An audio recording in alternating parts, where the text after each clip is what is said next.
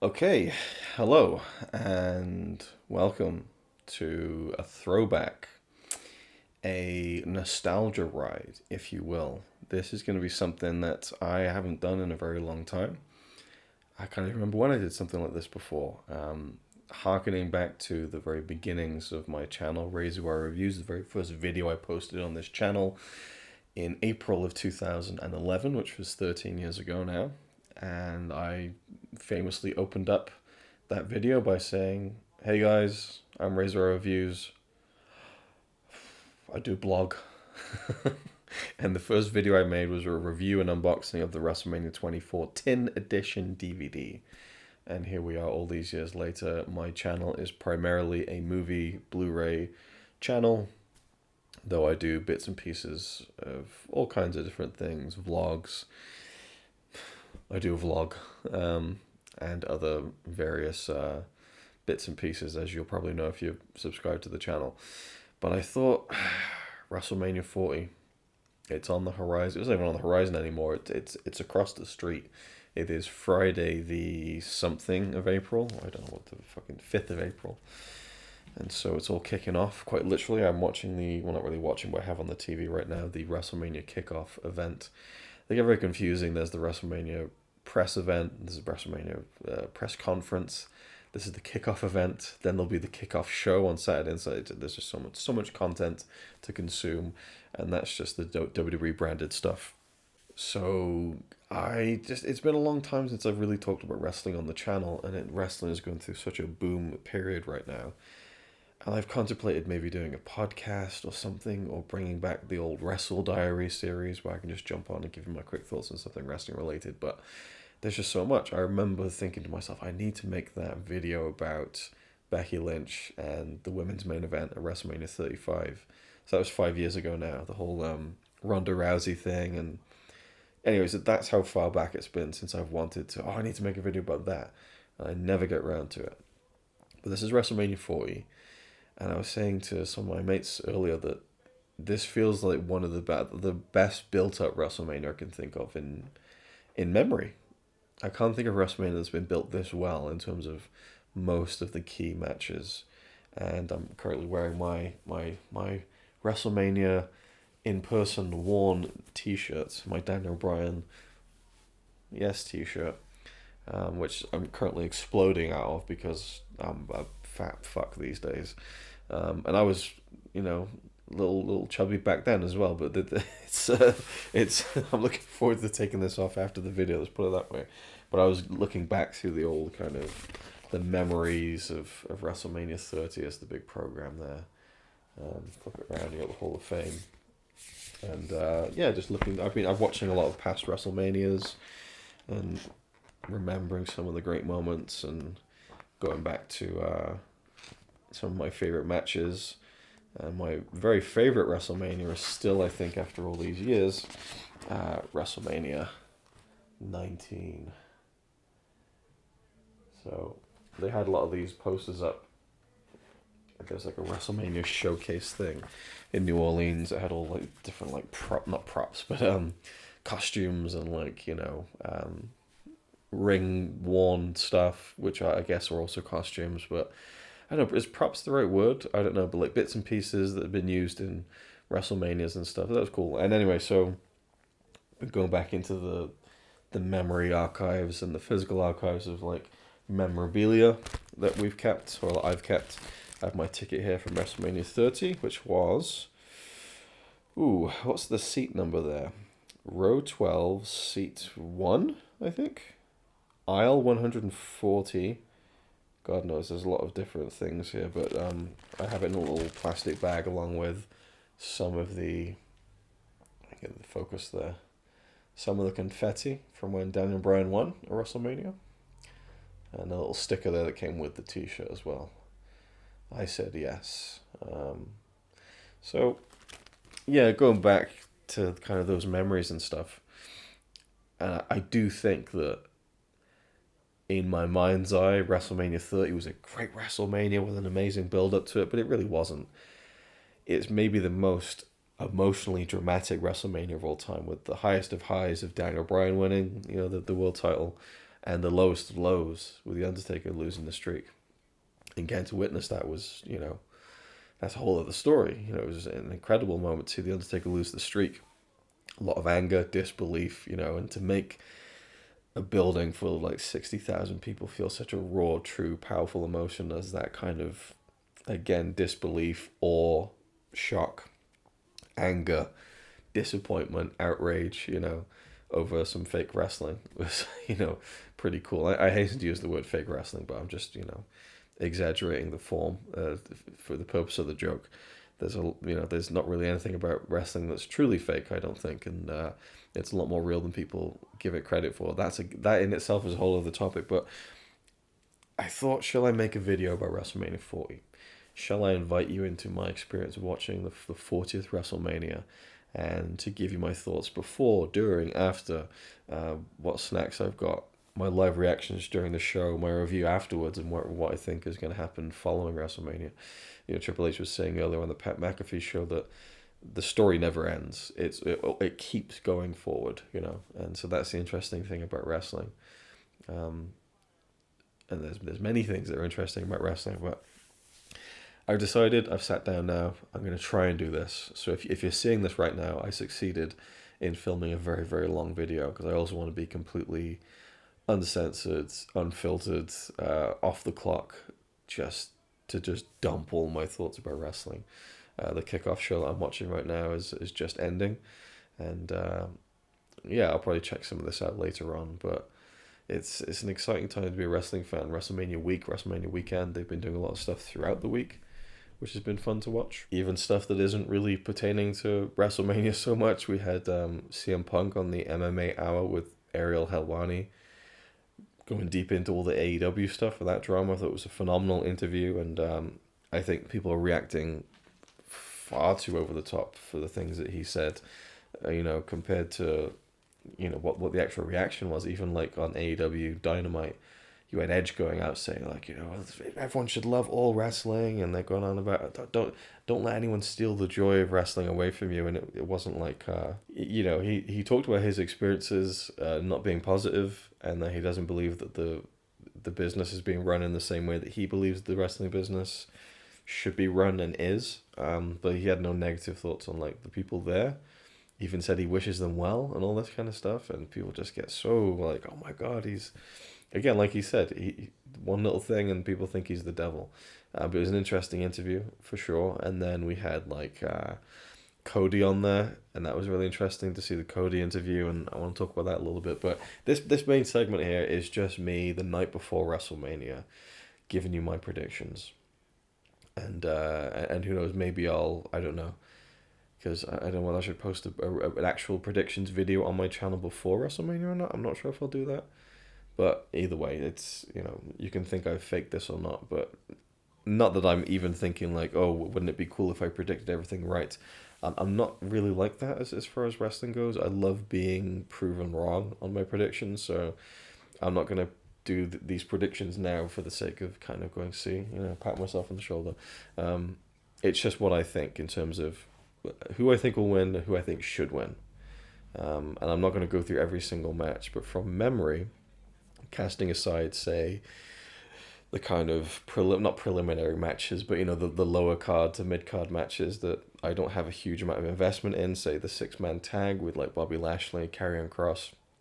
I have no like investment in that whatsoever, so I have no prediction for it either. It's just one of those things. The 6-woman's tag, I would imagine they're gonna have the Jade Cargill, Naomi, and Bianca Belair win that one, and I wonder if they're still trying to hold on to the Bianca Belair streak thing, because she's mentioned a few times how she has a streak at WrestleMania, which she does, and it would be cool to see a female version of the streak. And I think if anyone's going to do it, Bianca Belair is one of the best, not even the best female wrestlers. I think she might be, for my money, maybe the best wrestler in WWE right now. I think what Bianca does in big time matches is just incredible. In the ring, she's great. Always love seeing her big matches every year. So it's kind of a shame she's not in a big one this year, but at the same time, you got to kind of shuffle things around. And she had the title for a long time, so it's, what more do you do with someone when they've been champion for so long? And, you got to keep making things fresh. So with Damage Control, they're a little bit protected at the minute because of their feuding with Bailey and stuff, but I don't think that they're going to come out of it with the win. Shame the women's tag team titles aren't being defended, but yeah, I'd imagine for the sake of building Jade Cargill's star, and perhaps maybe, I mean, the Undertaker, the streak included a handicap tag match, didn't it? So, maybe they'll include it. Maybe they won't. I don't know. But I think for the sake of everything they're investing in Jade Cargill right now, that they'll probably win, and that is probably who should win. The LWO tag match, very little investment in that. Also, apart from the fact you're just seeing Dominic and Ray together again at WrestleMania, that should be fun. I would imagine, and they probably should put the focus on those two, the Mysterios, and maybe Dominic pins Ray. And I'd like to see maybe a little kind of faux trilogy where next year we get Ray and Dominic in maybe Ray's last match. That'd be really cool to kind of tell a 3-part story there across WrestleManias. But I don't know who would win. Probably Dominic's team. I don't know who's teaming with Dominic. Santos Escobar, I think. I don't watch all the shows. I never really have. I can't keep up with everything as part of adult life, but I keep up with the main storylines that I'm interested in, I suppose. So that's the kind of the tag matches. I'm not too invested. I look forward to seeing all of them. There's no match I'm like, oh god.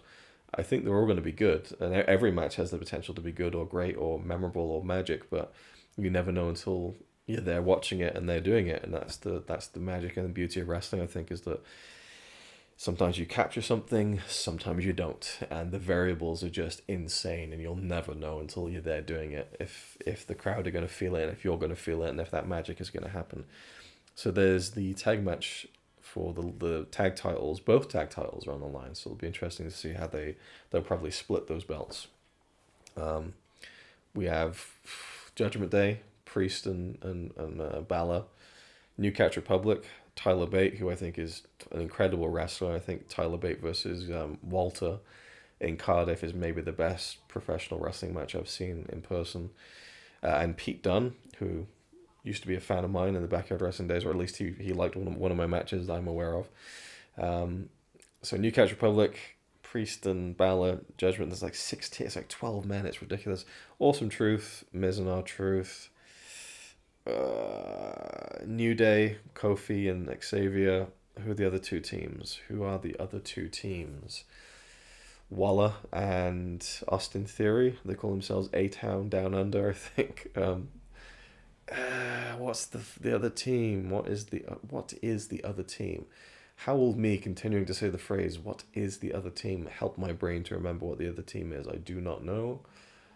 What is the other team? It's gone. It's really gone. I'm sure they're not that important. I don't know. Who do I think should win? I'd like to see New Catch Republic. I don't think they've got much of a gimmick as a team, but they're great wrestlers. So we're going to a tag team, champions who are great wrestlers. But I don't think they'll win. And maybe Awesome Truth, because R-Truth is kind of on a bit of another run of popularity at the moment.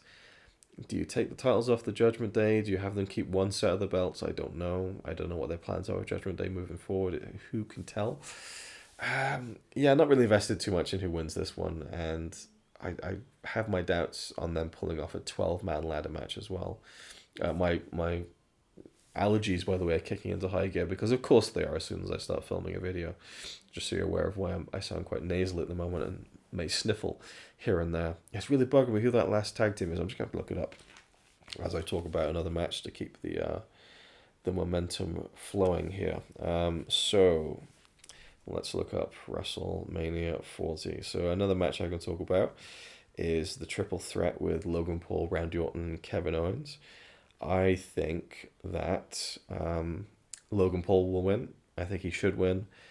I don't like Logan Paul. I think he's a pretty detestable person. Unfortunately, he's an incredible professional wrestler, has proved his stripes, has worked his way up over many years, actually, to give him credit.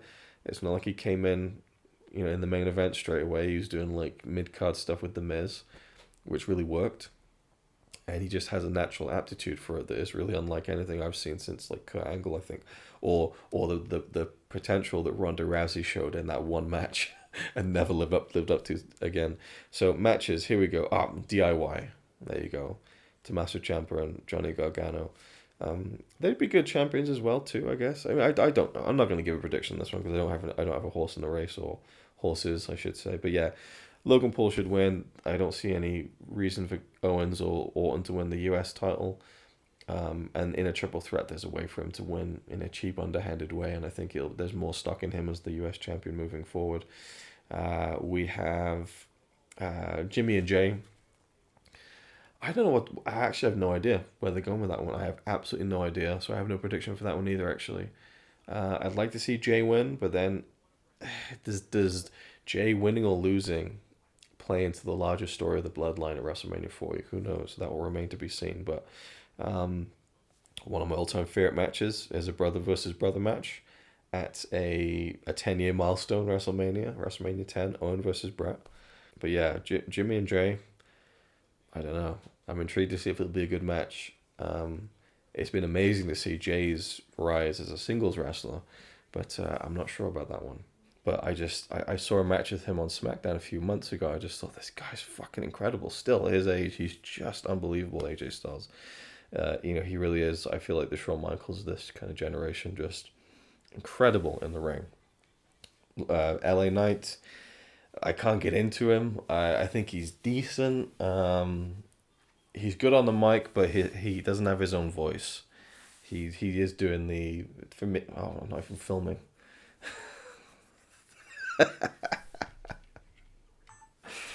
Oh man, I just got distracted and turned the camera off and came back, and I've been sat for 5 minutes talking to a standby button where the record button should be. So let's let's do that all over again. So we also have AJ Styles versus Logan Paul. Logan Paul, not Logan Paul. LA Knight. It's the battle of the initials. LA and AJ. They just did an angle at the convention center, one of the convention centers they got at WWE at the moment. They're taking over Philadelphia. They got all these different places and stuff, and there was some event, and they got into a scuffle. Bit of a good scrap, I thought. They kind of videos went up on social media, and they're like tackling each other down and slamming each other on the ground. And AJ's nose got popped, and he's like, "I'm gonna fuck you up." I thought, that's PG, brother, But I like the kind of rawness of that. And also, to talk to the build of WrestleMania 40, I love how social media has been incorporated, the stuff The Rock has been doing. We'll get to that. It really feels like you need to keep your eyes peeled on social media for stuff that could be pertinent to the build for WrestleMania beyond the main stuff on TV, which is kind of fun. Seems to fit this era of content and information, and kind of media information. So that was kind of cool to see. It made me a bit more invested in the match. I love AJ Styles. I think I was talking to a friend of mine earlier that I think AJ has been misused in WWE, and I feel like he's been wasted in WWE. And to say that, even though he has had big matches with Undertaker, Edge, Cena, Roman. He had great matches. Brock, he had an incredible match with Brock. He's been the world champion. He's had a long run as the champion. He stole the show at WrestleMania with Shane McMahon. Technically main event at WrestleMania with The Undertaker. I don't think the night one main event is the main event of WrestleMania by any stretch. That's my own personal feelings on it. But he's had a great run in WWE. But I feel like it could have been even greater, which is why I feel like he's been wasted, because he's like, to me, the modern day Shawn Michaels, and he's just so good in the ring. I saw him wrestle on SmackDown a few months ago. I just thought, fuck it, he's still so great. It really is unbelievable. Like, he's just, he's the phenomenal one. It fits. The name fits the wrestler. So with LA Knight, I'm not as convinced on the guy. In ring, I found him to look pretty green looking. I know he's been doing it for a long time. I watched a match with him when everyone's kicking off, LA Knight, yeah, like, okay, this is the big thing now. And I watched one of his matches, and he was doing a move where he runs across the ring and just stomps someone who's in a seated position. And the most simple thing in the world, and he kind of fell over himself as he was doing it, and I thought, Jesus Christ, this guy. I've yet to be impressed by him in the ring, and I feel like he's a great talker, but he doesn't have his own voice to talk with. It does feel like everyone's saying an amalgam of Stone Cold and The Rock. The yeah thing is cool. He's over as fuck, and it's fun to see anyone who's that over, I suppose. But I'm still yet to be convinced with him, and with his age, I wonder what the shelf life is. For me, he feels like a Mr. Anderson, or was it Mr. No, Kennedy? Did he change his name when he went to TNA? Maybe so. It was Kennedy initially. Mr. Kennedy. Kennedy, yes. He was a guy who came out of nowhere. Holy shit, this guy's good on the mic. Had his own shtick. Was over as hell, but it never really reached that next step. And in the ring wasn't anything that special, from what I remember. Anyway, so I wonder if that's the case with LA Knight. Does AJ need this win? Probably not at this stage of his career. I doubt there's much on the cards for AJ in terms of a main event level push. Though I would love to see like a heel AJ against a face Cody Rhodes for the title. That would be incredible stuff. Yeah, I don't know with this one, but I'd say LA Knight's probably gonna win, and he probably should too, because he stands to gain more from it than AJ does. Then we have the women's matches. So Becky Lynch versus Mommy, Rhea Ripley, and someone said this the other day that Rhea Ripley's 27. I thought, Jesus Christ. I mean, if she continues where she's at for a long time, she could put down an all-time run, I think. Something about Rhea Ripley. She's really the only problem with her, I think, is that she doesn't have a lot of competition. She won the world title last year. Was a great match with Charlotte. Can you name a great match she's had since then? Not really, because she doesn't really defend the title that much, and when she does, it's with someone who is so much smaller than her. So it's kind of difficult, and I'm intrigued to see what her and Becky cook up as far as the match is concerned. I don't think Becky needs the win. I think Rhea needs to keep the title, but then I also think, what is she going to do with it moving forward? She's become a hugely popular character and a great part of the show, but as a champion, it's not quite, I don't know, the run isn't quite as interesting to me as the champion. So I wouldn't mind either way, but I think Rhea Ripley is going to retain. I think she probably should as well.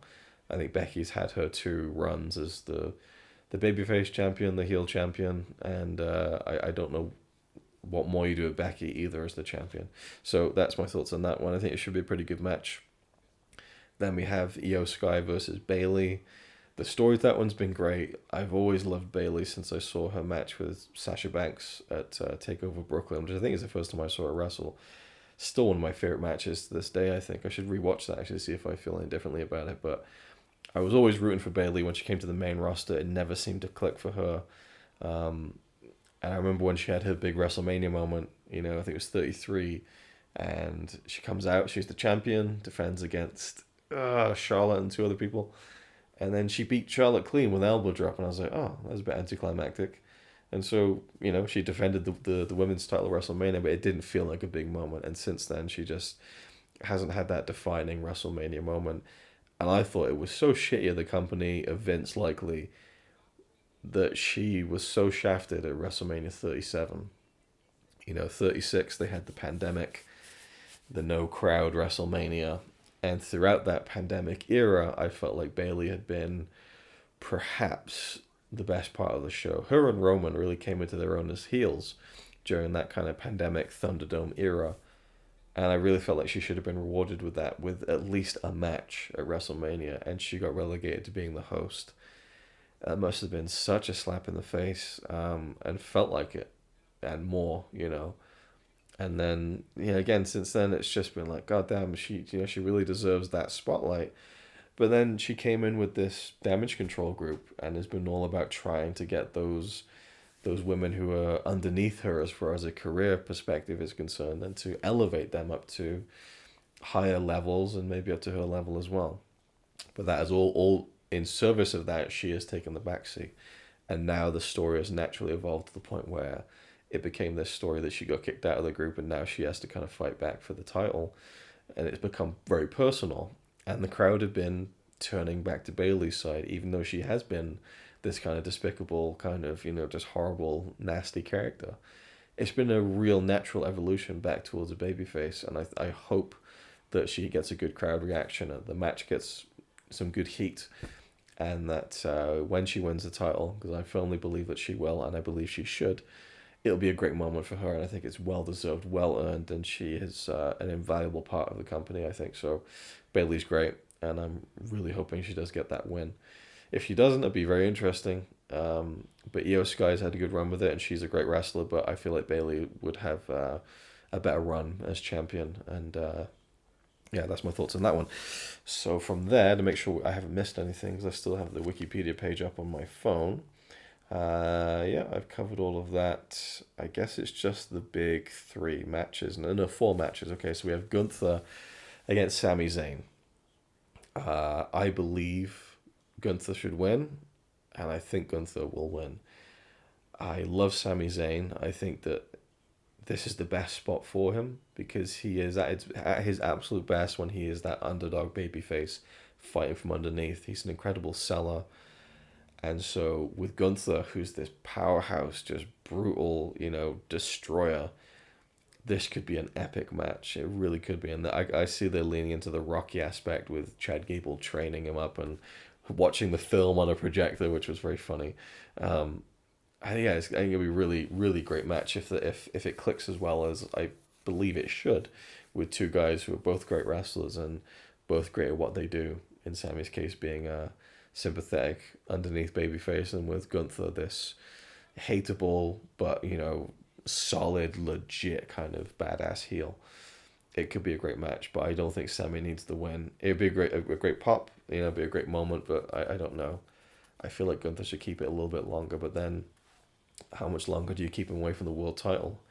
When does that era begin? Because that's something I think should really be part of plans moving forward. So who knows? We'll see what happens with that. But I think Gunther should win. I think he probably should as well.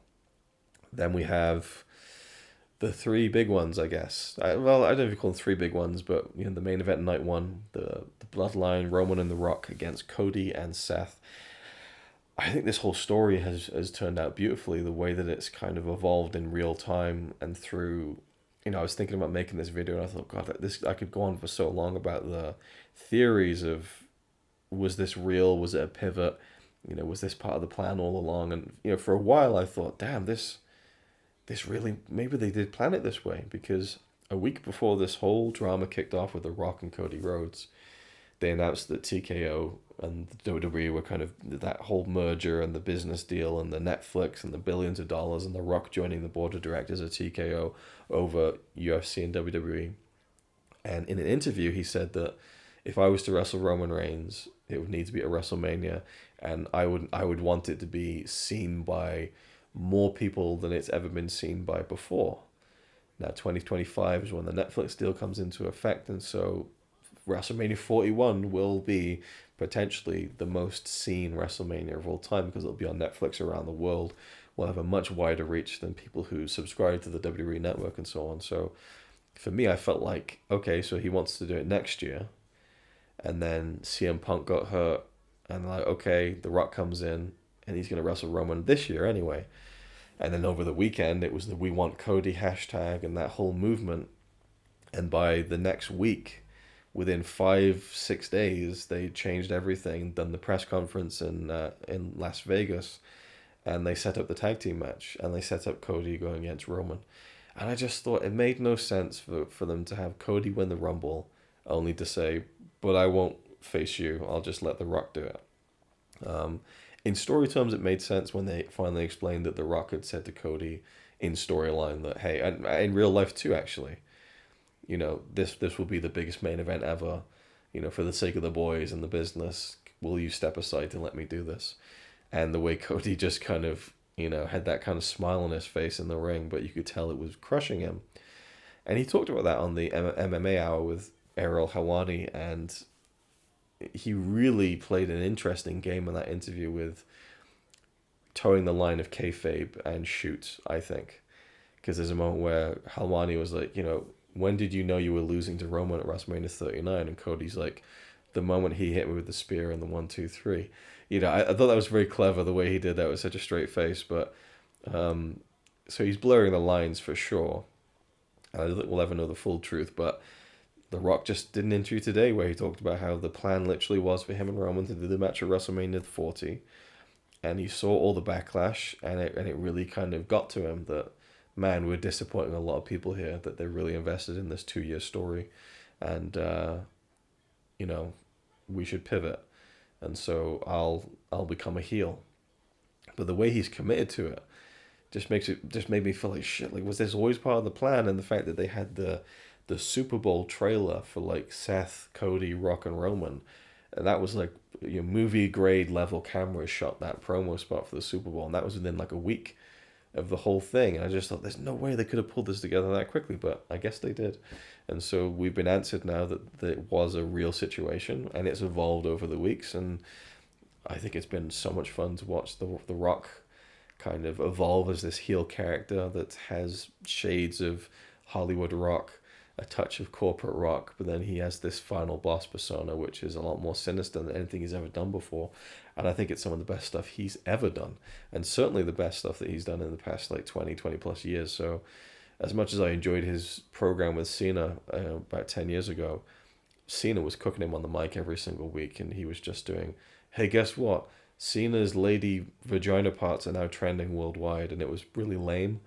And I think being a heel, the lamer aspects work, and the more serious stuff is great to see from The Rock, the serious side of him. He is, unfortunately, I think, overshadowing Roman. It's gone back and forth as the weeks have gone on, and to be fair, they've had like 16, 17 episodes of TV to fill up this story with. There's only so much you can do. But I did love the week where Roman stopped The Rock from doing the, if you smell what The Rock is cooking, and he's like, I need you to acknowledge me. That was a great fucking match, especially when he did the if you smell and then handed the mic to Roman. That was awesome. So, and even on Raw, the go home Raw to WrestleMania, where The Rock came out and bragged about Cody and all that, and then he introduced Roman and then stood aside, and then Roman's in the center, The Rock's off to the side, almost like a goon, just a kind of a henchman. So I think they smoothed it over a little bit, but I still feel like the big interest, the personal story for this WrestleMania is Cody versus Rock. That feud, Cody Rhodes versus The Rock, is personal. Cody Rhodes versus Roman Reigns is functional. It's there to exist because we need the title to come off Roman. We need Cody to win the title. Last year it felt super personal. The whole stuff where Roman was saying, when I worked with your father, you know what he would say about you? Nothing. And Heyman would say that, Cody, Dusty told me that you were his favorite son, but he also told me that Roman was the son he wished he'd always had. Super personal. Not so much of that this year, but with The Rock, that's where the focus has come in. So I feel like it's a bit disjointed in that aspect, but at the same time, do we look back at The Rock and Stone Cold at WrestleMania 17 and go, yeah, it's a great match, it's a great build-up, but do you remember that Raw like a few weeks before WrestleMania 17 where like Deborah was managing The Rock and it wasn't really that interesting? It was a bit weird. No one really remembers that or talks about it. You watch the match and you love it for what it is because it was a great encapsulation of that point in time. I think that'll be the same with this year's WrestleMania. I hope, and that some of the holes in the story, or some of the weeks where it hasn't been as good as others, like the whole angle they did with Cody and Roman face to face, 1-on-1, alone, and then the bloodline comes out from the crowd, and then Cody's like, oh yeah, and Seth and Jay come out from the crowd, and it's like, ooh, but the crowd's not reacting to any of it, and they just stand there looking at each other, and that's the end of it. It was really lame. On paper, it probably sounded cool, but it just didn't really work. So there's been a few, kind of, not flubs. What's the word I'm looking for? There's been a few duds along the way, but mostly, the whole thing with Rock beating up Cody in the rain and the blood, fucking incredible. So moving into the tag match, I just want to talk about the build-up, because the build-up has been really interesting to me, and I do think going into it, I'm invested in seeing what Gunther does next, and how Sammy's involved in that. I wish it was Chad Gable, to be honest. Then I would have been really into the story with Gunther's match. I'm invested in what happens with Rhea Ripley and Becky Lynch. I'm invested in what happens with Bayley's story. I'm invested in seeing, the outcome of this whole bloodline story. That's one that I just have been so captivated with for years now, that there hasn't really been anything like it that I can think of in any modern terms, as far as the, factions or story. Like, I was talking to my friend again about I think the Bloodline's the best faction in wrestling history. And you go, oh, there's no way better than the Horsemen, no better than NWO, no way, better than DX, no way. But I just think of, okay, as the Bloodline had the cultural impact of the NWO or DX? No. You know, is it filled with these legendary, incredible wrestlers like the Four Horsemen? No. But unlike those other factions, the Bloodline has never been diluted. It's never been oversaturated. And it has been a storyline that has gone consistently from week to week for like almost 4 years now. And the way that it's evolved and the way that it's elevated other wrestlers to higher levels, whether it's Sammy or whether it's Jay, Solo, and the fact that it has people like Roman Reigns and The Rock in it, and the greatest manager of all time in it, Paul Heyman, and the great matches that it has brought about, the great promos, the dramatic moments, the promos that make people on Twitter go, "This is cinema," like all that stuff. And it's sustained, and it's unlike any other faction I've seen before in that sense, and it feels main event, it feels big time, and it's kind of must see TV almost every week. So I think, regardless of whether it's the best this or best that, it's been an incredible run, and likewise with Roman Reigns, and I'll talk about that at a later part of this whole video because I have a lot to say about Roman Reigns. But going into my predictions, I think the tag match, there's only one way it can go, and one specific way it can go.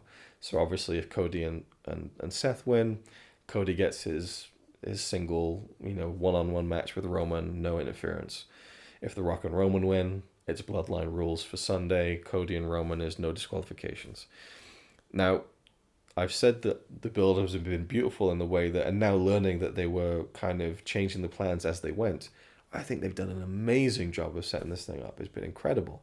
Some really great moments and great promos and just dramatic stuff and blurring the lines, and The Rock doing these 20-minute promos on social media that, are a bit long-winded, but, they're pretty exciting and raw and different and fit the kind of social media age and have been must-see stuff as part of the whole story. But the only thing I think doesn't work is Seth. Now, I like Seth. I think he's a great wrestler. I think his character is paper thin. The only thing he has going for him as a character is that he's annoying. And I think that the theme, has caught on so much that he's over because of the song. People respect him as a wrestler and they know that he has great matches, but his character is just so weak to me. There's nothing there. He's just annoying asshole who dresses garishly and laughs a lot. And it doesn't really fly. It doesn't hold much water for me. And the way he felt shoehorned into this, I think, it feels very disingenuous because he's been such a prick for a while on TV, and then he was, had that kind of heated feud with Cody, but now he's with Cody, even though he wanted Cody to face him at WrestleMania, and it's just a bit, why is he here? Why is he, I really should have just been Cody and The Rock, night one. And I also, as much as I love Roman Reigns, I feel like he should have been kept just for the main event of night two, the main event of the whole show. And I think, Cody and The Rock should have been the match to go for. Maybe the tag match is there to help the fact that The Rock hasn't been in the ring for a long time. I don't know, but Seth sticks out. You just wonder why he's there, really. But he's a big star, relatively speaking. I don't know. So anyway, there's only one logical winner for this match. It's The Rock and Roman Reigns, and it should be The Rock pinning Cody. Nothing else will do. I think that's who will win, and in that form, and that's who should win in that form, because you don't have Roman take a pinfall the night before. He defends his title, which he's held for 3.5 years. You just don't pin Roman the night before. There's just no way that should be happening in any way, shape, or form. The Rock, he ain't gonna lay down for most people, but I think he'd do it if it would mean something and if it was done in the right way. But I'm assuming The Rock is gonna hang around for at least another match, whether it's a year down the line at WrestleMania 41 or not. So I don't feel like he would lose or should lose in that respect and get pinned in this match. Then you have Seth. I don't think you should be beating Seth in this match because he has a world title match the day afterwards, and so it just kind of, it shits over the world title match, and it shits over this belt that they're desperately trying to get over, the baby world championship, as I call it. Seth can defend it as many times as he wants. To me, it's the baby world title. It's, even though Roman is in character when he's saying all this stuff like, you're the you're the loser bracket champion, it's kind of true. And I have no problem with Roman having the world title and only defending it every couple of months. It feels more relevant to this era. Times are changing, things are kind of moving forward in a different direction, and you don't see UFC fighters fighting every month, and it makes every Roman match feel like a big fucking deal. I do think he could have done a few more dates, but also seeing the new documentary and seeing that he is still to this day on oral chemo medication for his leukemia, maybe that is a reason why he hasn't been around as much. And it's incredibly impressive that he's managed to have this run while being on that medication and stuff. So, yeah, for me, that's the real world title, is Roman's belt. The Seth's baby world title isn't a big deal, but they want it to be a big deal, so you don't beat the world champion, on night one. Which means Cody has to be the one to take the pinfall, and I don't think you should have Roman beat Cody the night before they're having their match. Just the visual of it, I don't think you should be touching that. So for me, it can only be The Rock pinning Cody. If they do something different than that, I'd be blown away, and I'd be like, okay, where are we going with this then? And that's the thing. I do think there is room to be surprised in a big way. But as it comes down to Seth and Drew, I feel like Drew should win. I think he will win. Seth just hurt his knee recently. Maybe he should take some time off. I don't know. But I think Drew's time really is right now. And Seth has been world champion many times. I don't feel like he's ever been the guy either. So I'd like to see Drew take that one. And then you have the main event, Cody and Roman, the big one. Who wins? I'm pulling for Roman. I want Roman Reigns to win. But Cody Rhodes will win. And Cody Rhodes should win. The reason I want Roman Reigns to win is because I just think that when the story's finished, when Cody finishes the story, what do you do then? Well, you start a new story. But will anything that Cody Rhodes can do after this Sunday be as exciting or interesting or captivating as his chase to finish the story? I don't think it will be. I think it's all downhill from here. I'm sure he'll be able to do great stuff. He may very well maintain his position as the guy in WWE for many years and have great WrestleMania matches, but I don't think it'll ever feel as important as it does right now. And often that's the case for kind of big stars when they win their first big WrestleMania or world title match. But I don't know. I feel like the money's in the story, the money's in the chase for Roman.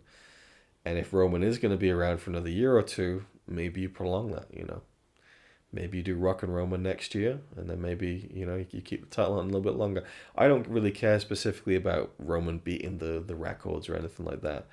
But I feel like Cody is at his best when he's chasing that title, and he's chasing finishing the story, and Roman is at his best when he's the tribal chief, the head of the table, the champion.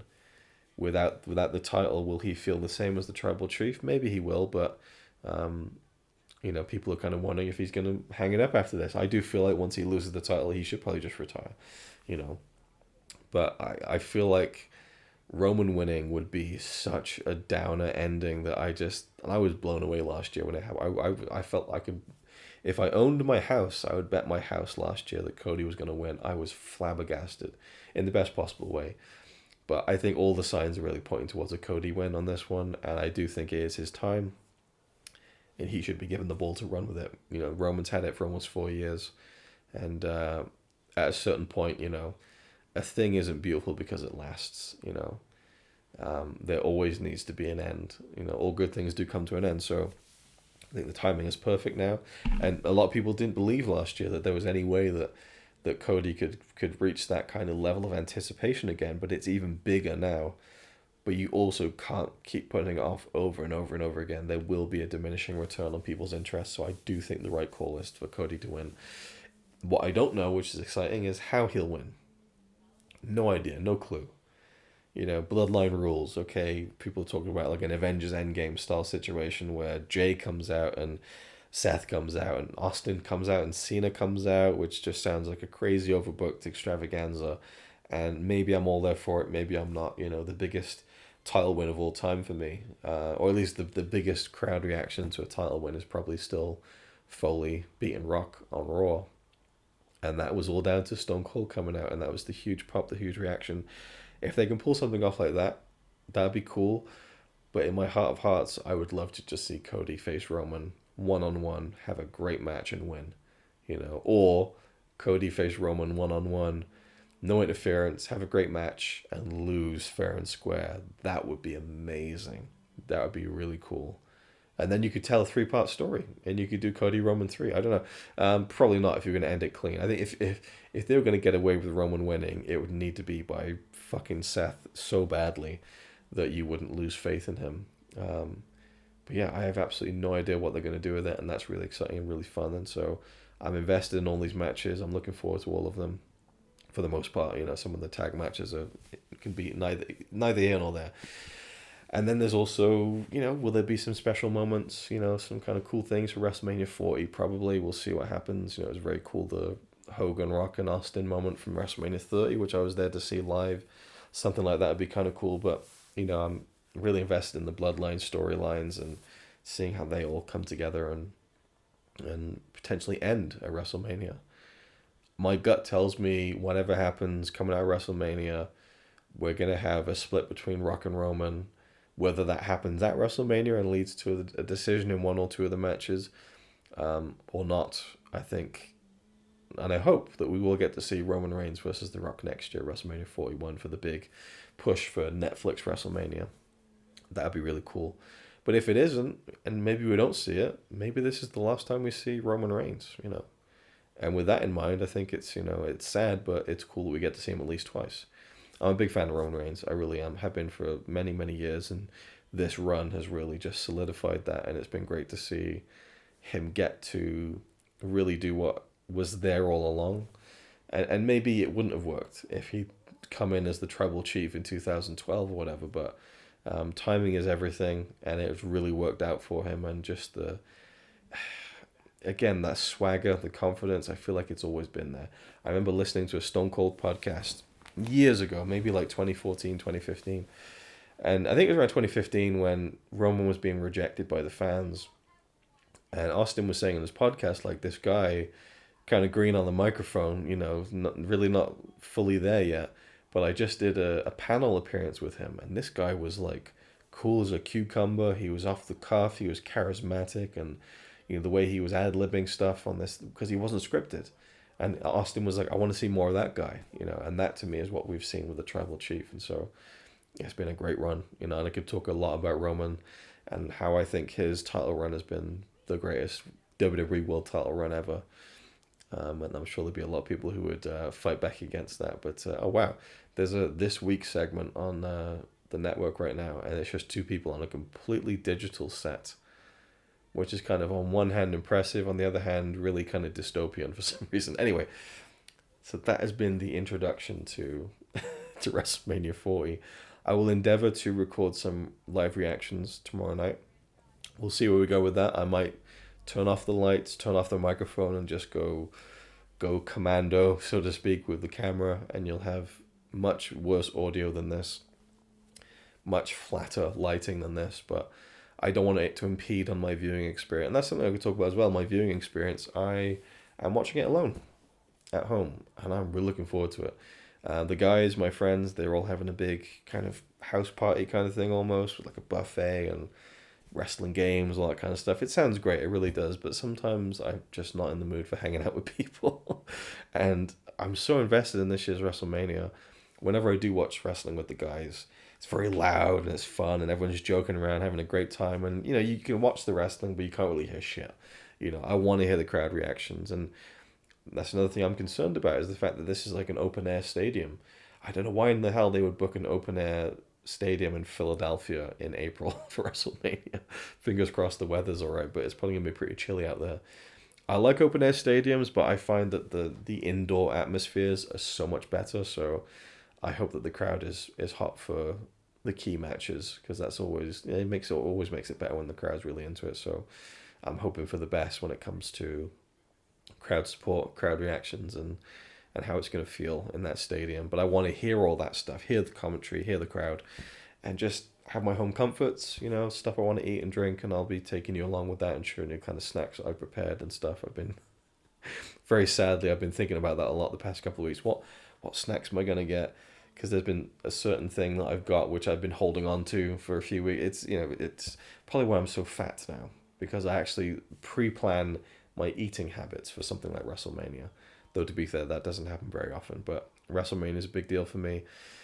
And I could go see it with the guys. My mate is hosting, or he's part of this wrestling show in Cardiff, and they're showing it in the pub and stuff. And he invited me to come along, and I'd love to hang out with him, but just not in that situation. It's like anathema to me.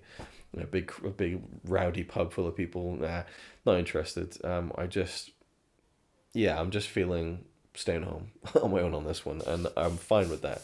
And I think it can just be fine to just say, nah, I'm not feeling it this time around.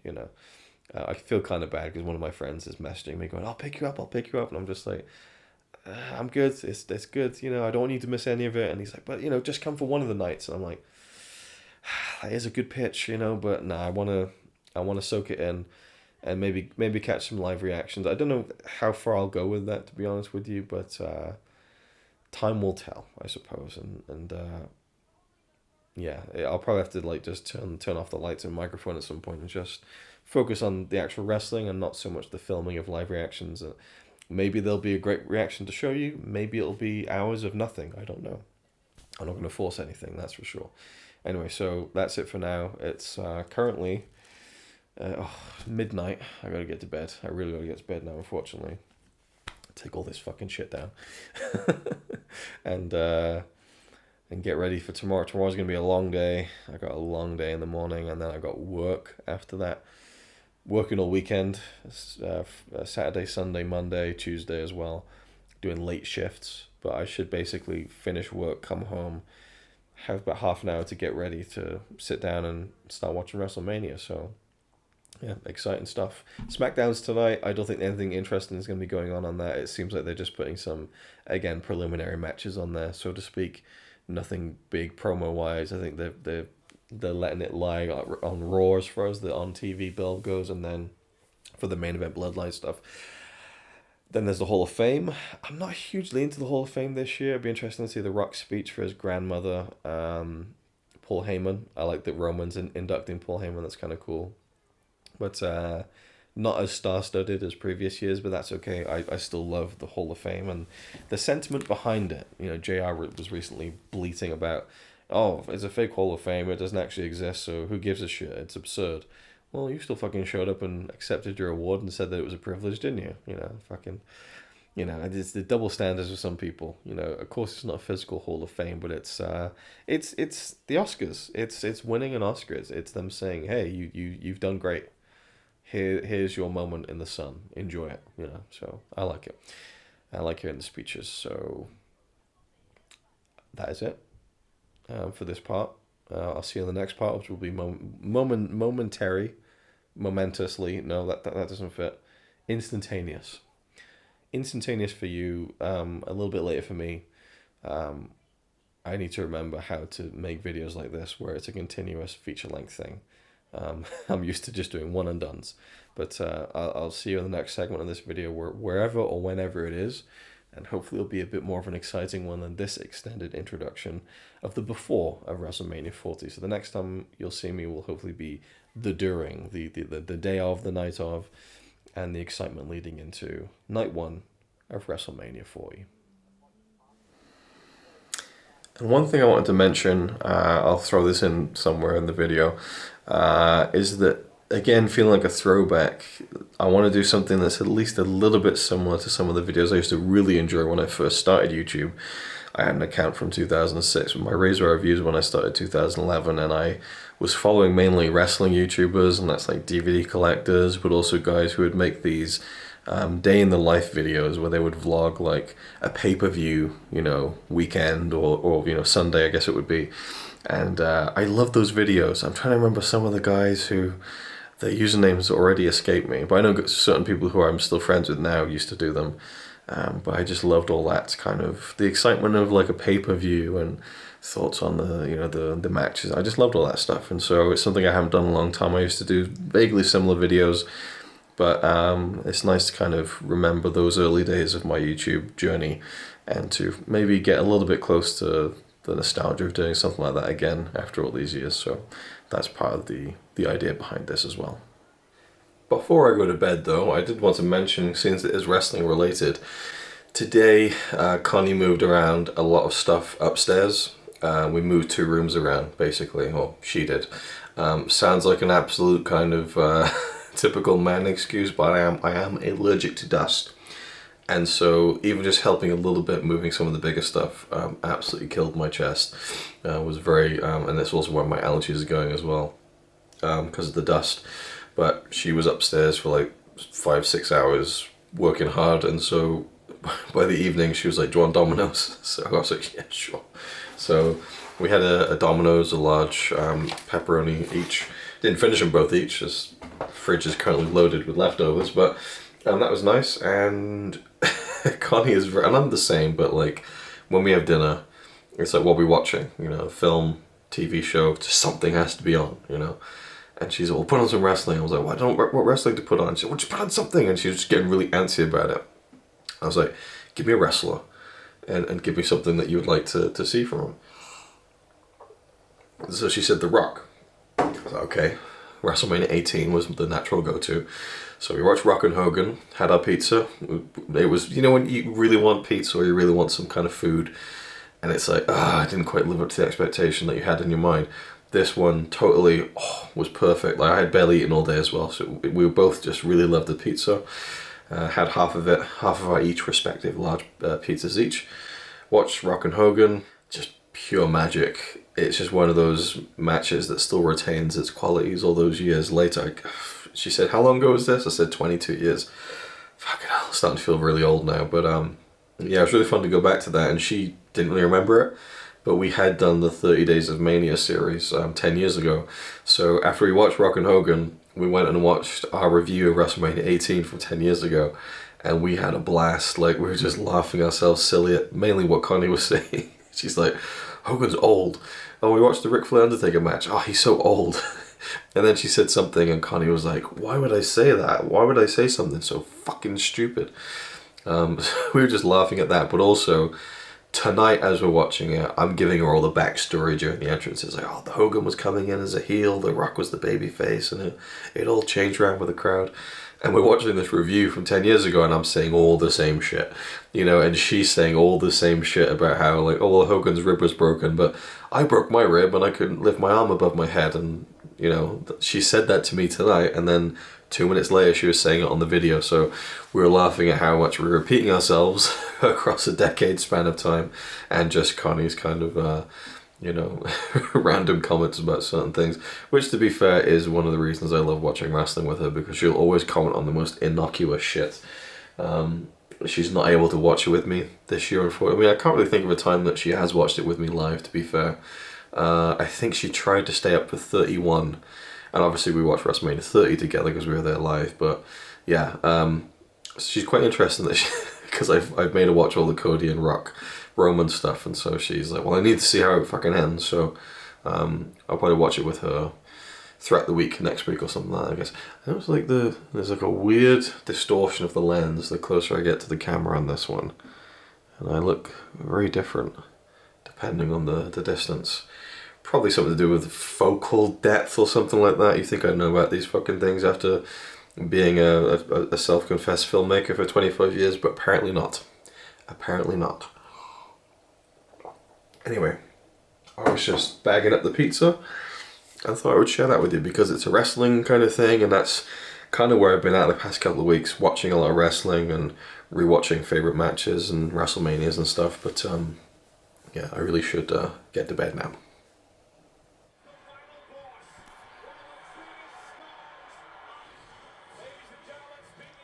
Well, shit, WrestleMania 40 starting. And I didn't think it was, because like, I got home from work at like 11:45, and I thought the 12 was the pre-show. And then 1 o'clock, WrestleMania would start, and I could maybe even have a nap because I'm exhausted. And now it's on.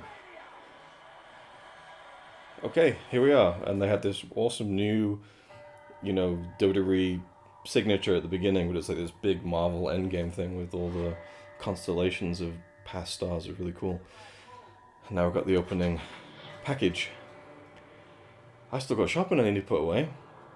I'm totally unprepared, but WrestleMania's here, and we're starting, we're rolling.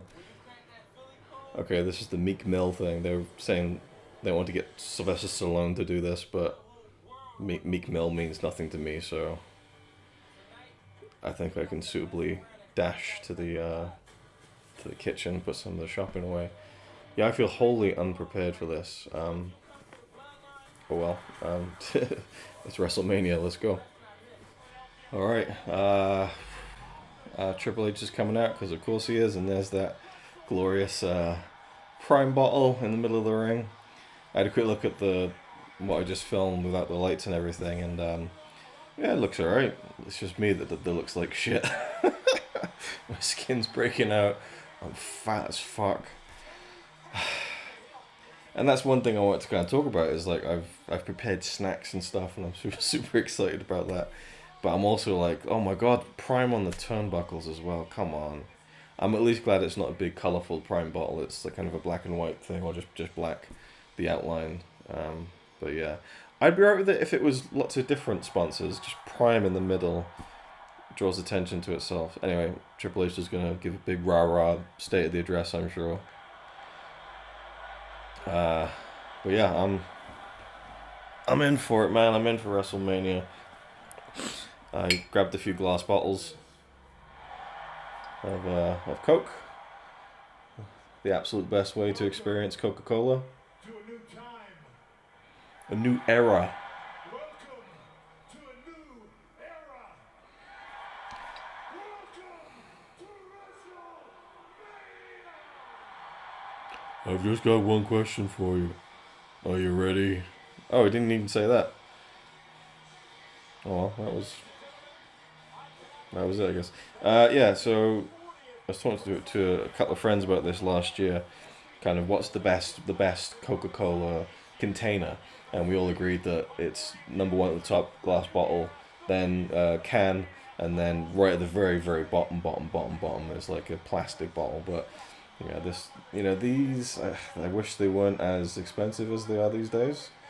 But just the condensation. I had a tough night at work. Like I had to go quickly have a wash because I was just like sweating and just feeling icky when I got back home. And here we go with the opening match: Becky Lynch versus Rhea Ripley, and a giant stuttering CGI version of her book. Oh, and that transitions into the opening hype for this match.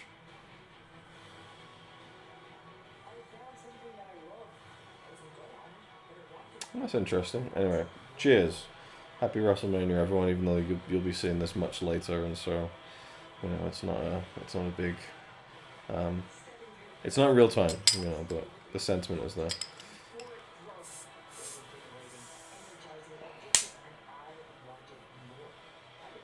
Try that again.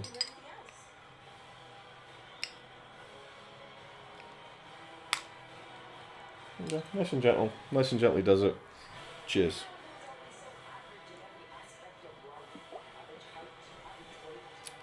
This is cool, but a bit cheesy. They're going all in on highlighting the passages from her book and stuff. They really want you to know that she's written a book. I like Becky. Oh, that was really cheesy. She like walked through the CGI book. I for all their production, which is fantastic, and the way they've been changing things up recently. The CGI floating gimmicks are just, yeah, they're not good. I like the stage, the big XL, pretty understated.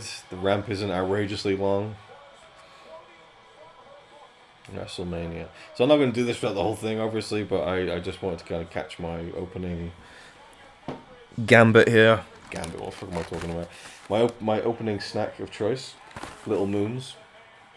These are absolutely incredible. I'll probably have a couple of these and chuck them back in the freezer. You gotta let them defrost for about 5 minutes. Passion fruit and mango. These it's ice cream wrapped in soft rice dough, and the mango passion fruit ice cream in this is absolutely beautiful. So refreshing. So I'm surprised there wouldn't be like a hype comp for these two. Maybe they're changing the way they do these things now. Because throughout, like, I think the past week and various shows on the network, they've had like the hype comps for the matches, and I don't like to see them before WrestleMania. You know, I don't like to spoil it. Here's a look at the little moons. Very expensive, a rare treat to be sure, but these things were. This was still pretty rock hard. It's not quite ready to be eaten yet, but yeah. Anyway, so excuse my slovenly appearance, but maybe it'll be fun for me to look back on this in years to come. I recently looked back at a ton of old vlogs I did when I first moved to Norway, and it's like, holy shit, it was really cool to see that period of my life. Not that this is a particularly notable period of my life, but well, it is in terms of my personal life, but right now watching WrestleMania is nothing special. But I wanted to do like a big thing. Oh wow, she's got like a dress that has words from the book. Oh, we got a live performance of Rhea song. Very cool. Well, I'm going to enjoy this match and come back to it at some point and enjoy WrestleMania.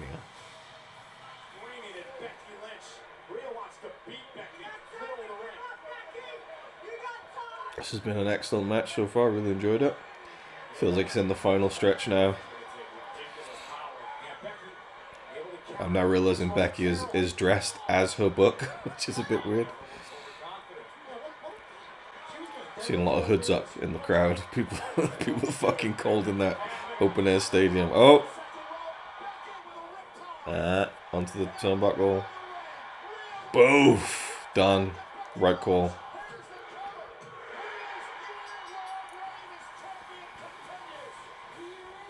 Great stuff. I'm texting with my mate Ads, and I was just saying like how great Rhea Ripley is, and the fact that she's only like 27 or something is absolutely crazy. Some funny crowd shots in this.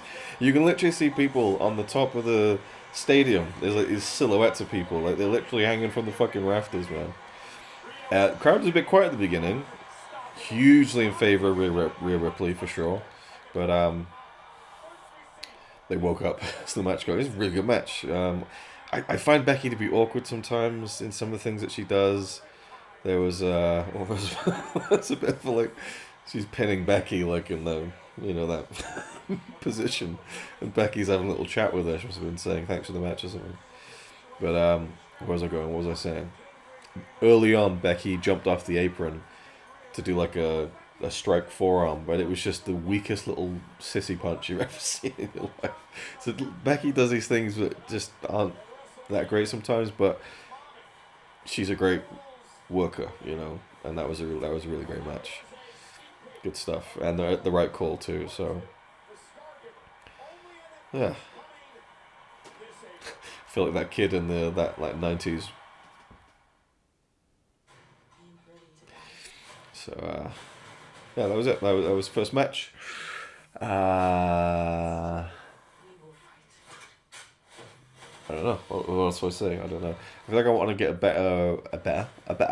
better setup than this. I don't know. So I can, because I got the microphone in front of me, and I'm sitting cross-legged. I'd like to have my leg. I don't know.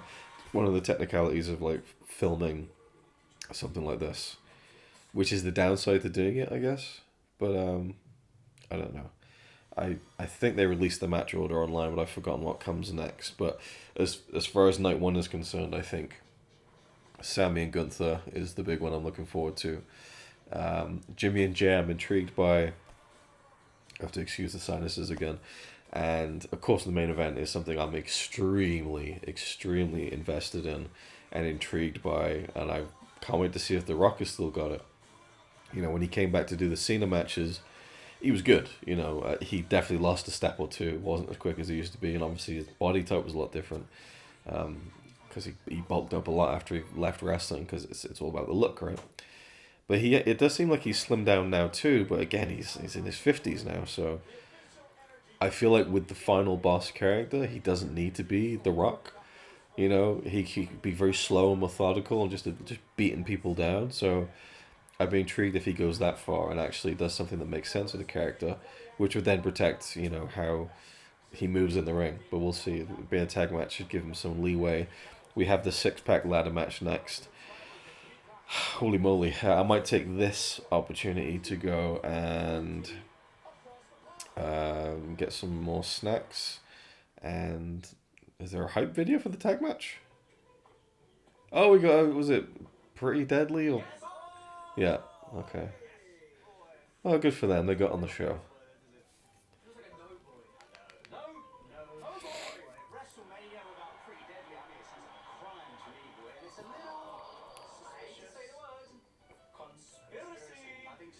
I do like these guys. I think the comedic timing and chemistry is pretty good with each other.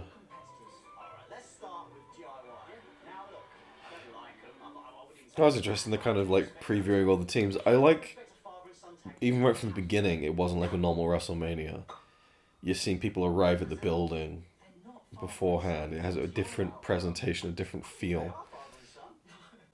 I feel like now that Vince is fully gone, they're like, let's properly announce this as like a new era, new generation kind of thing. Yeah, New Catch Public, those guys are great. Big strong boy. But yeah, I think I will take this opportunity to, because see, I'm so excited about this WrestleMania. I'm so invested in it.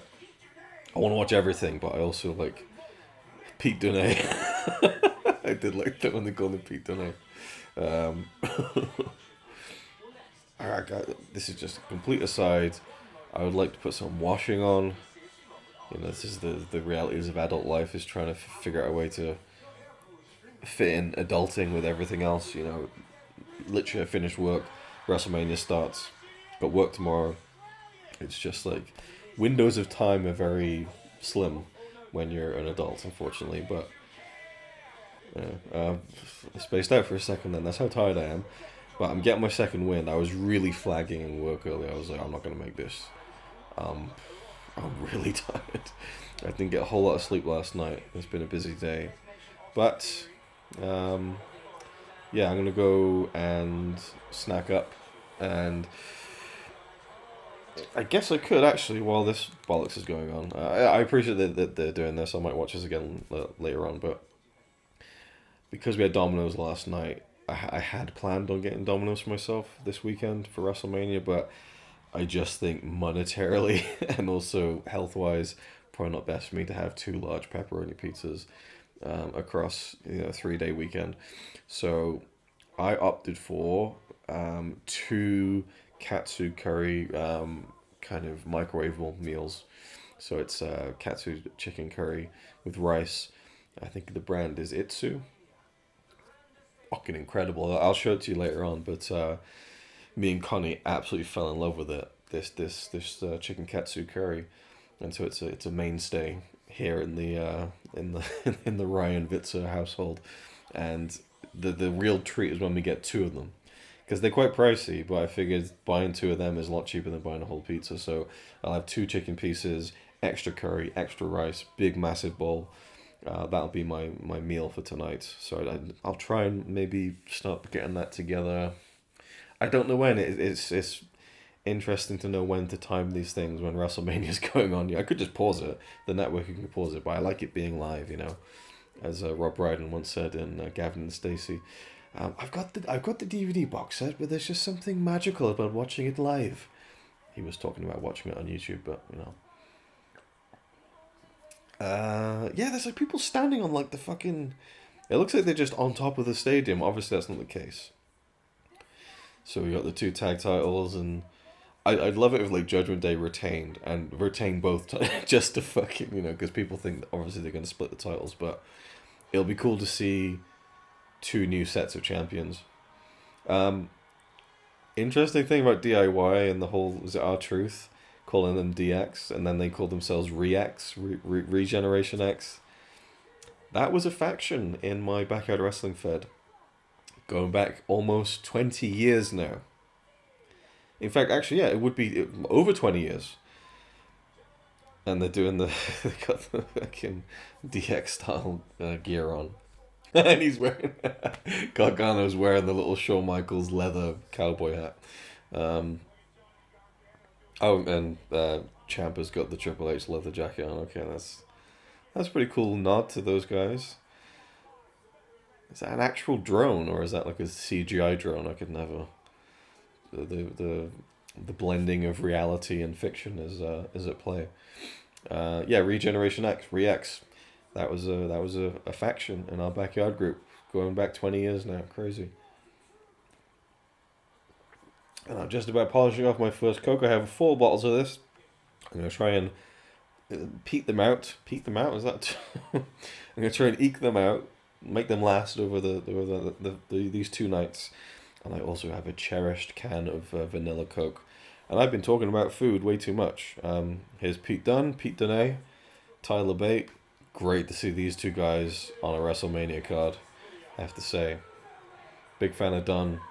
Love Tyler Bate. I probably said that in my before section of this whole extravaganza, so I will be prone to repeat myself, but yeah, awesome. Awesome, awesome.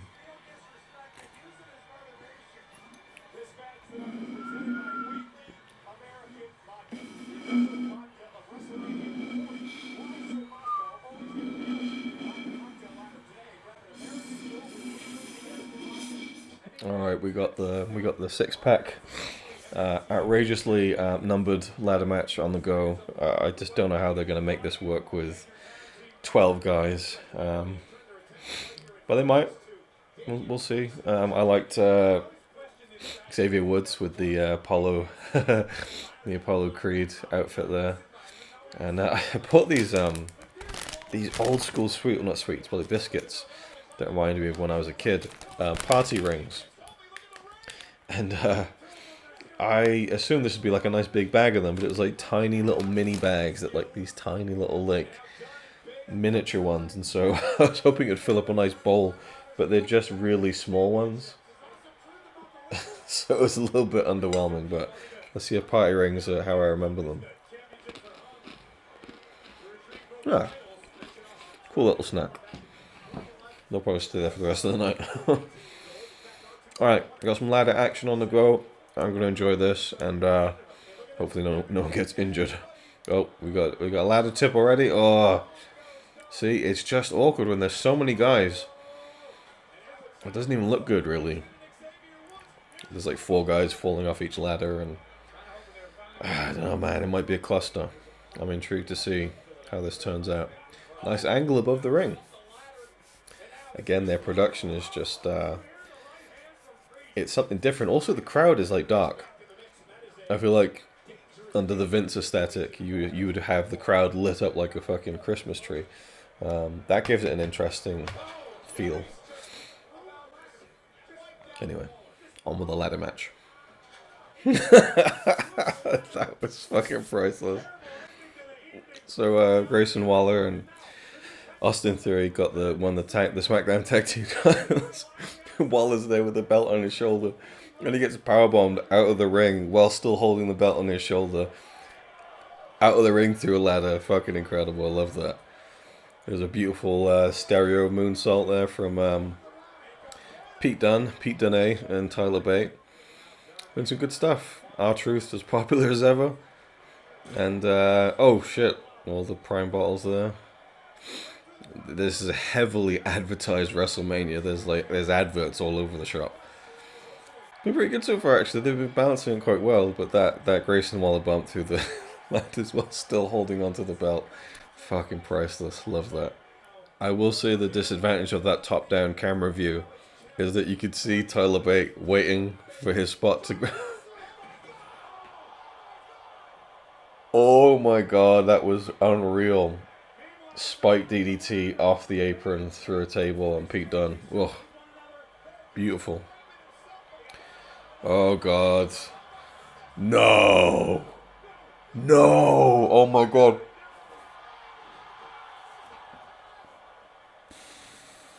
Fucking hell. Emerald Fusion, I would call it, but I know there's different name. There's different moves called Emerald Fusion, but that no Kryptonite Crunch. I don't know. That was a big move off the top on Tyler Bate. Yeah, you saw Tyler Bate waiting. Okay, that's my time to go in the ring, because there was someone climbing up the ladder to get the belts, and he's waiting there for the right moment. That kind of reveals some of the artifice of, you know, wrestling. But yeah, R-Truth, man, is what? Oh, JD McDonough. Oh, that was beautiful. That was fantastic. Can't just view him as a human Funko Pop, but that was a beautiful move. Yanked R-Truth off the ladder and just snapped him into a kind of like a side suplex. It's been a good match. I like how it hasn't been like super crazy, you know. Well, again, the match ain't over yet, but you know, we're gonna see Finn Balor retain the titles here. It's so tough. I recently watched a yeah, they got him. No, they haven't. No. Xavier Woods up there. Kofi. Yeah. Oh, that lad looks like he's about to snap in half. I recently watched a documentary about the feud between the Dudleys, the Hardys, Edge and Christian.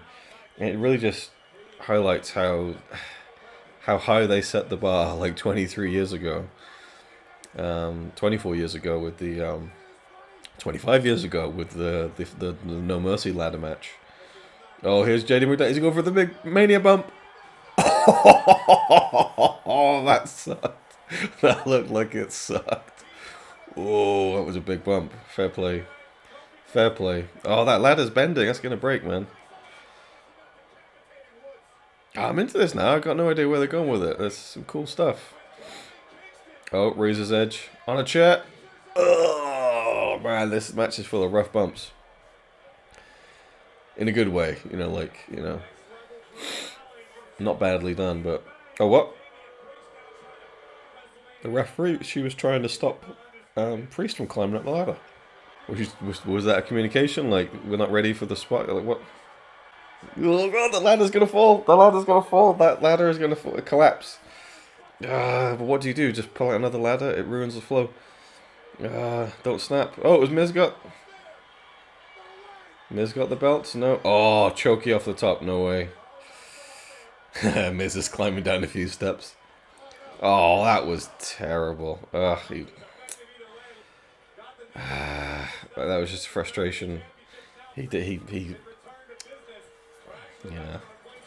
yeah, replacing the ladder. Yeah, good idea. Oh, that's probably why the referee was tapping Damian Priest, because they could tell the ladder was fucked. Yeah, okay, that makes sense now. Yeah, his hand, the grip he lost the grip on Miz, so it looks like the Miz just jumped off of his own accord. That shit happens. Oh, R-Truth going for an FU. Oh, okay, that was. You see this hairy bumps in these matches, man, where I'm just like, oh god. Again, you could see them waiting for their spot to run in. Oh no! Oh, they're not. Has R-Truth got it? He has. Is he just not able to do it? No, he's got it. He's got it. Big pop. Nice. I suppose that's a good way of doing it. A heel team win and a face team win. And that's the thing, you know, would it be great to see Pete Dunne and Tyler Bate be tag team champions? Absolutely, but who's more over? It's the characters that's what makes it, you know.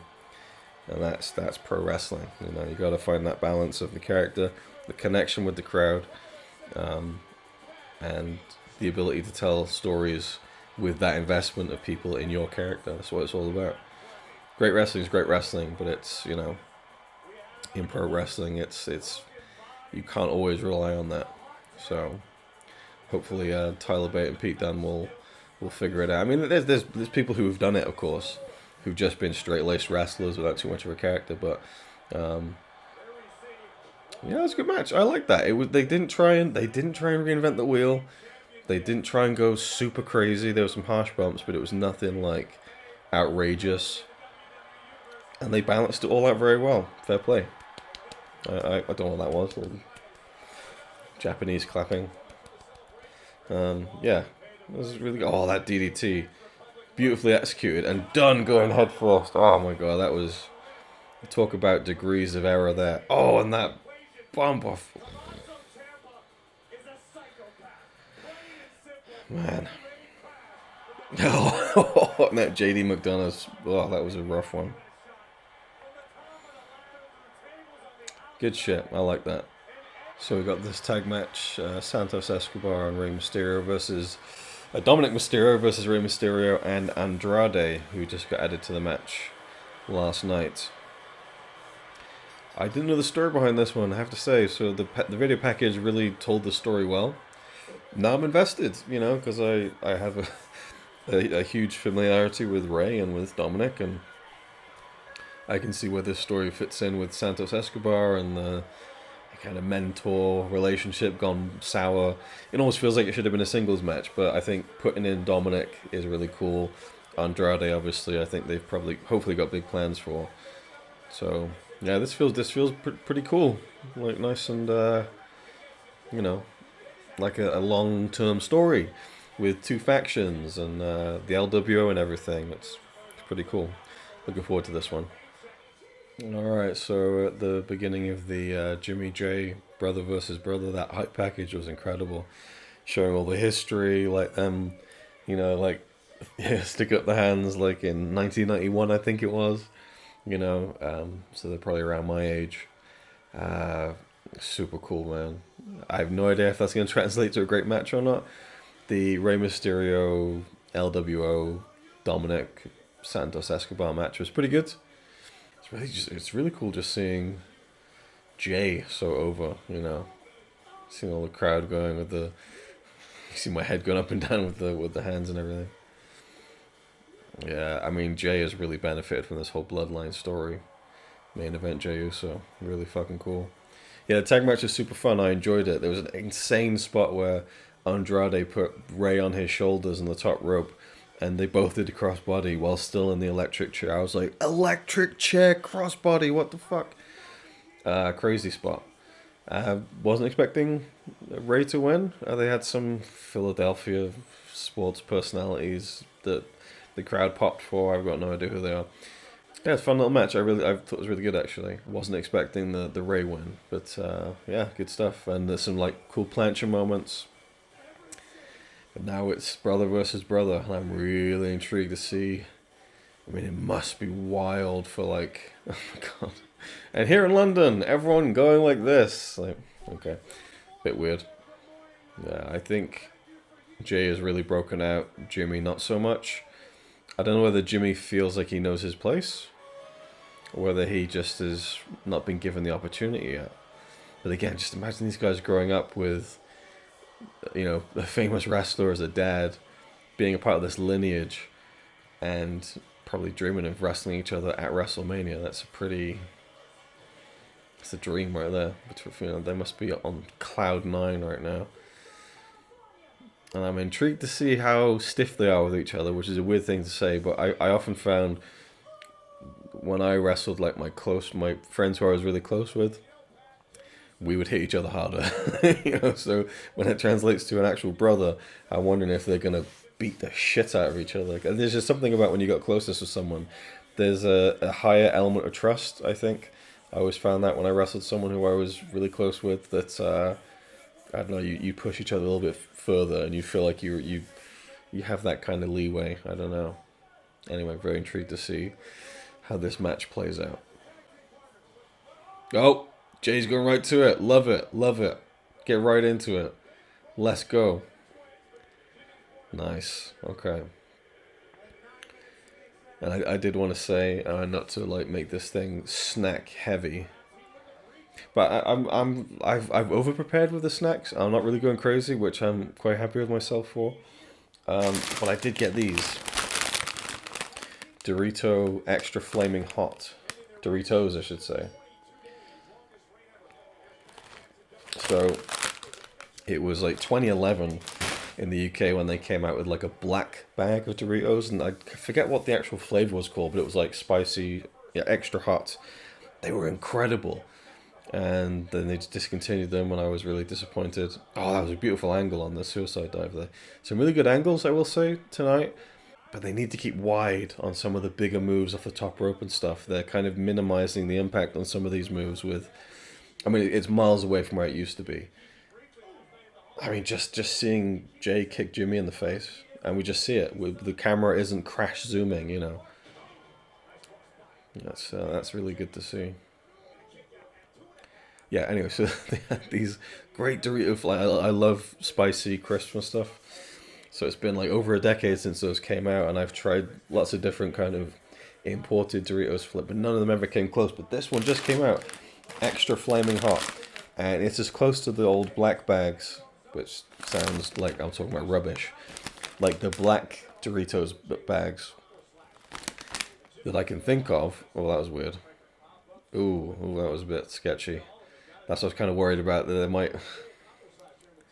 Yeah. Sorry, I'm doing two things at the same time, yeah. I have to say, it's weird that the whole ringside is slathered in sponsorships in every match. To the point where there's like a color scheme. It's a bit off-putting, especially when you have stuff like the Slim Jim sponsored matches. I don't like that stuff. I get why they're doing it, for the money, but you know, it's... Yeah. Oof, man. Yeah, it feels like they're going for it. They're going for it. Anyway, these are so hot because the actual Dorito crisps themselves, I mean, I'll show you. They're absolutely covered. There's just so much spice on this that after a couple of these, I need a bottle of water, like straight away. Yeah, outrageous. Absolutely outrageously hot. So I won't have too many of them because I'll spoil my dinner at like 2 o'clock in the morning. But yeah, they will burn your tongue. Holy shit! Oh my god! Whew. I do like the element here of Jimmy talking about how like he was born a few minutes earlier than Jay, and so he's the big brother. I like that dynamic, and it seems like they're playing playing into that with the match here. He's starting to take control over Jay. Alright, so I'm gonna start my dinner now. The 6 women's tag match is about to start. The Jimmy J match, I feel like it never quite got started.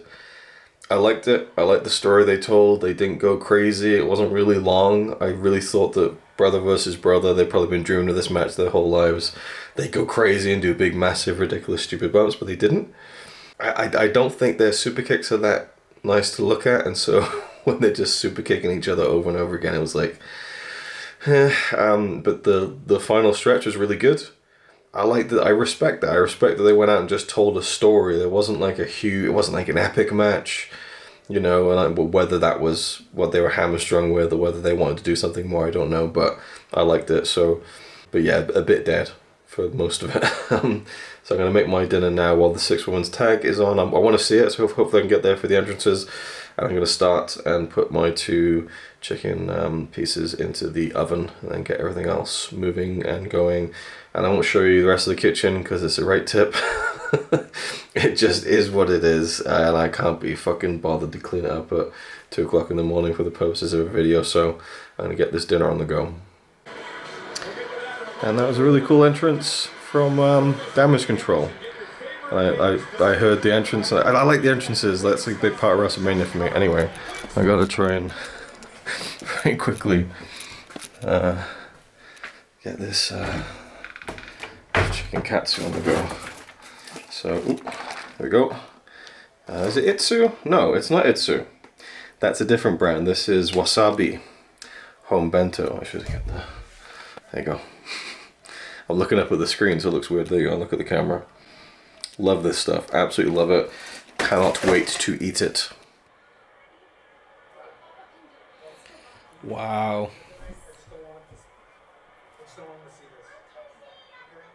So you got Sammy and his wife and son. Well, that gets me. Man. If they do that and then have Sammy lose, that's cruel genius. I don't like this because I don't want him to win. I don't think Gunther should lose. That was a bit of a sinister comment from Chad Gable there. I like this though, like the camera following him, we're going into the entrance. This should be fucking good, man. Oh, this feels big time. I love it. I love this. This is so cool, following him all the way, you know. He's smacking shit on the way. Oh! cinema. Kevin Owens.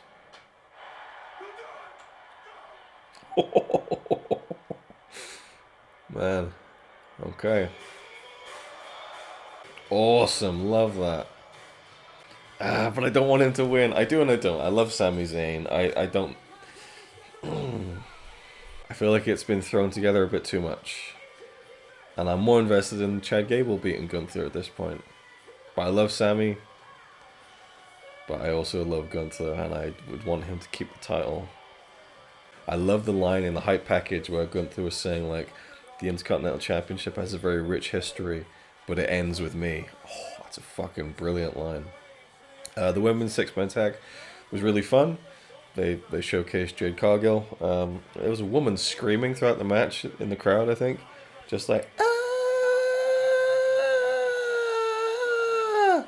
And it was so annoying.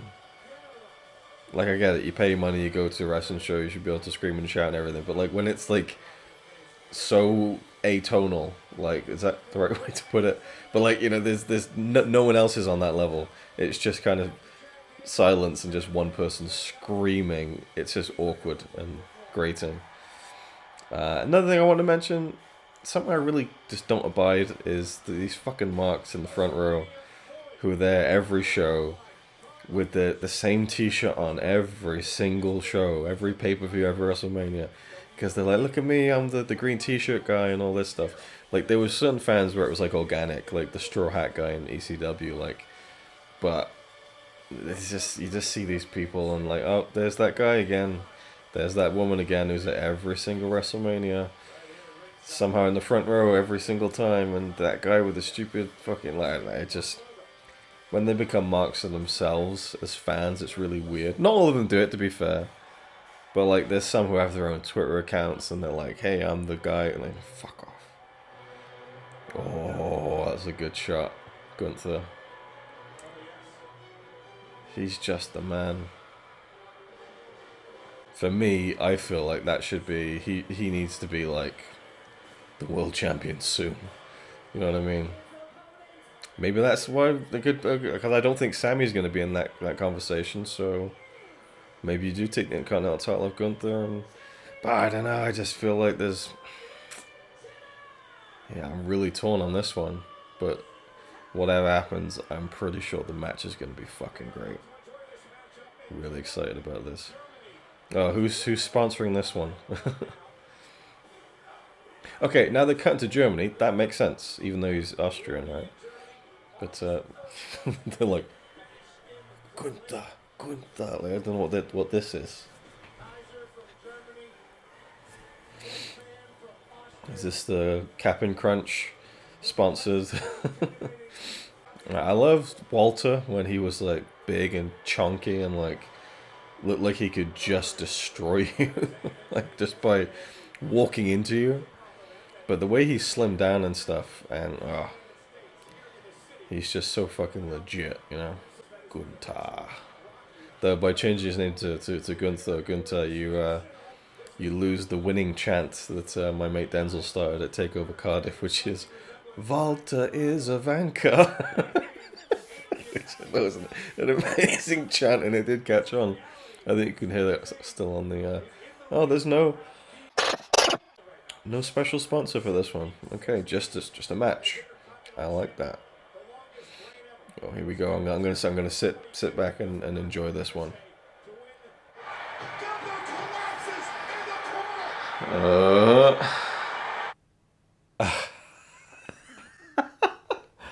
Okay, so the network went down right before the finish of the match. Are you kidding me? Can I get it on my phone?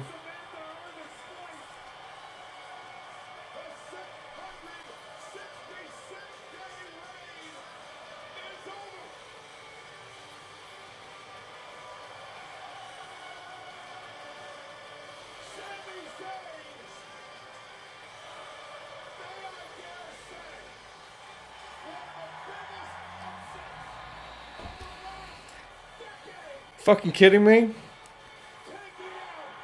Sammy gets the comeback. Brainbuster on the top rope.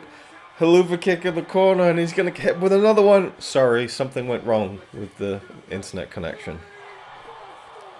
And then it loads up again with his music playing.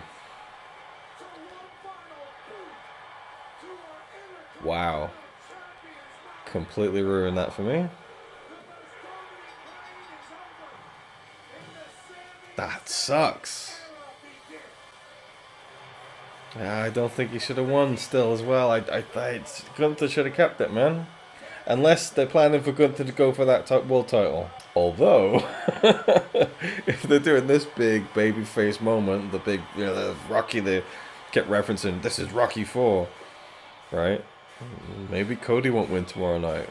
I'd prefer that. I'd prefer Roman retaining to Gunther. But I guess this is the new era, right? This is breaking the big records. Ending the streaks. Gunther, Roman. Man, that was such a... I can't believe that. This is truly the only thing that's going to make me feel better. Double katsu chicken curry. Okay. This is truly the good shit. Let's get stuck in.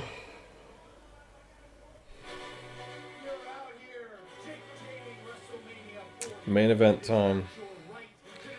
Second bottle of Coke. Cheers. Man. At least I managed to perfectly time my dinner.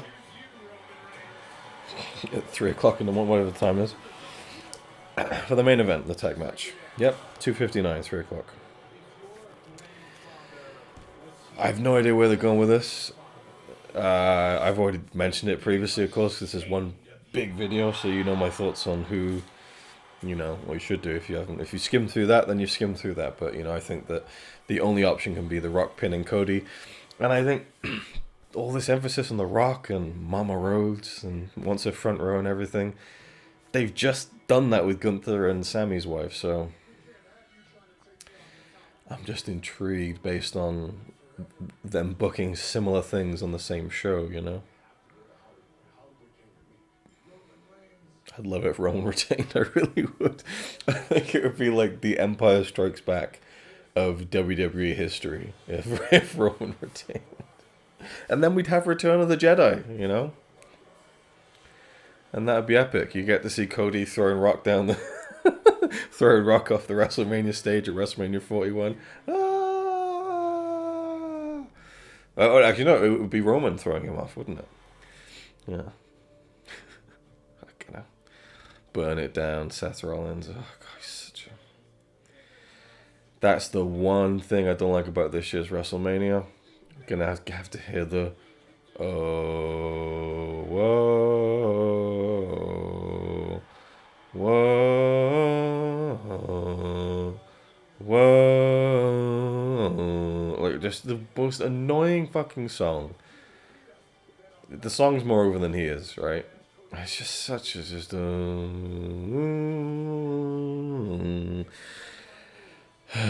and he's gonna milk it. And I remember last year at WrestleMania 39, night 2, they were like, let's take a look at Seth Rollins' entrance from last night.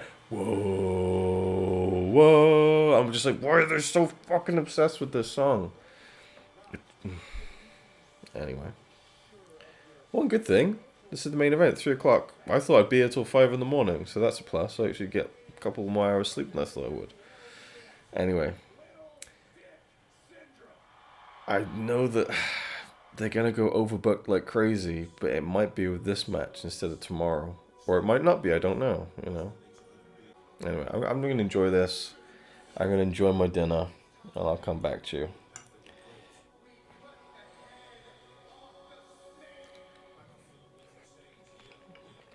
The crispiness of the chicken, the curry sauce with the rice. It's just incredible. Anyway, I'm going to enjoy the main event. Fingers crossed. Might cut out again, who knows? Fucking...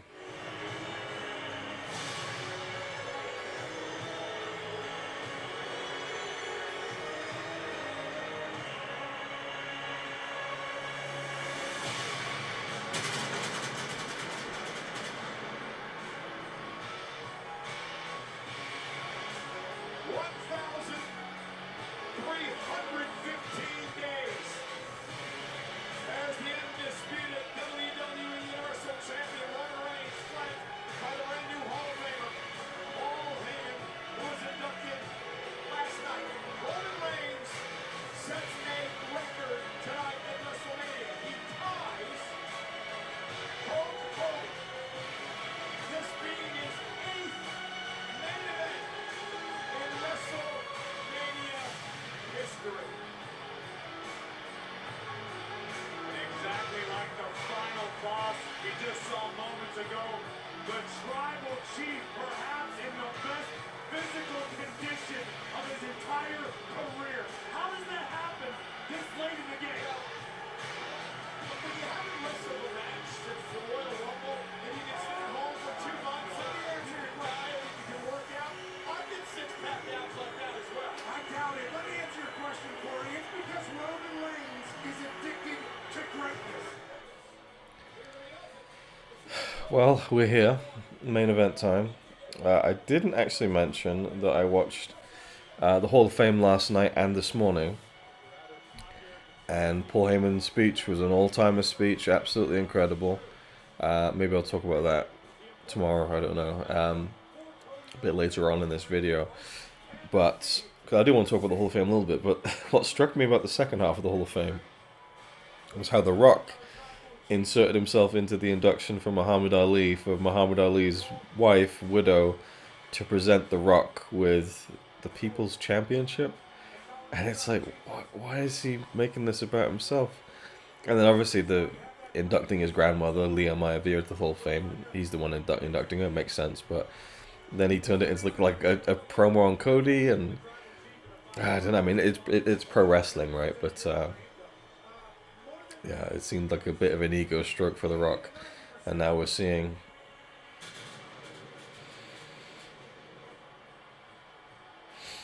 acknowledge your tribal chief for what may very well be the last time this weekend. Rock's looking good. His entrance is awesome. But he's come out with the People's Championship, and so it was all part of the story, I guess. But yeah. Heyman kissing Rock's hand is so funny. I wonder if Rock's gonna... No, he's not gonna wrestle in those trousers. They're like flares. He's gonna whip them off, stripper style. Now, they had the 8K cameras for the Becky Lynch Rhea Ripley match with Samantha Irving, is it? They had the 8K cameras for the introduction. Maybe we'll do it for the world title match tomorrow. Both world title matches tomorrow. I hope so, because it's not there. Maybe because there's so many people in the ring and stuff. But this feels big time. Seth looks like a fucking idiot. I don't know what the... Cody looks fucking jacked up, ready to go, man. Seth looks like he gets his costumes by putting prompts into AI art generators and going, yeah, that's it. Just no notes. Yeah, but that doesn't really make even physical sense. No, just do that. Yeah. The absolute sore thumb sticking out in this situation. Should have been Cody and Rock. But again, this might be an amazing match, and I'll take back all that stuff. We'll see. I'm going to fully watch it now. Main event time. And I love that Roman came out last. And The Rock is being introduced before Roman. Yeah. Yeah, this is interesting, man. Very, very cool. The lighting here is great. It's very dramatic. Love Roman swinging the belt like he's swinging his dick.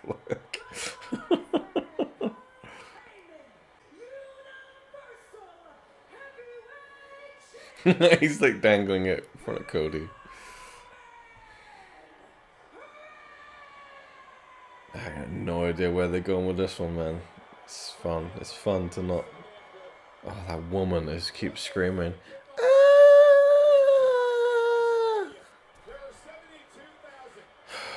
Let's hope she only had tickets for night one. This is it. Cody's gonna finish the story.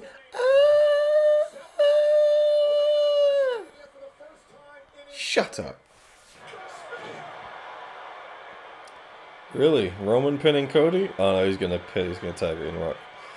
All right, we're ways into this match. This this match has been going on, and the crowd I think fell asleep about 15 different times. Then they finally woke up and realized they were in fact at a wrestling show, and not just that, but WrestleMania with The Rock in the fucking main event. I don't want the crowd like hot tag nothing, you know, booing Cody like. They've put together a great match here, but the crowd just isn't there for most of it. Rock pinning Cody, that was my prediction. Rock bottom. Boom. It's done pretty good, Rock. Oh, yes, he's doing the one. That's it, that's the finish. 1, 2, 3.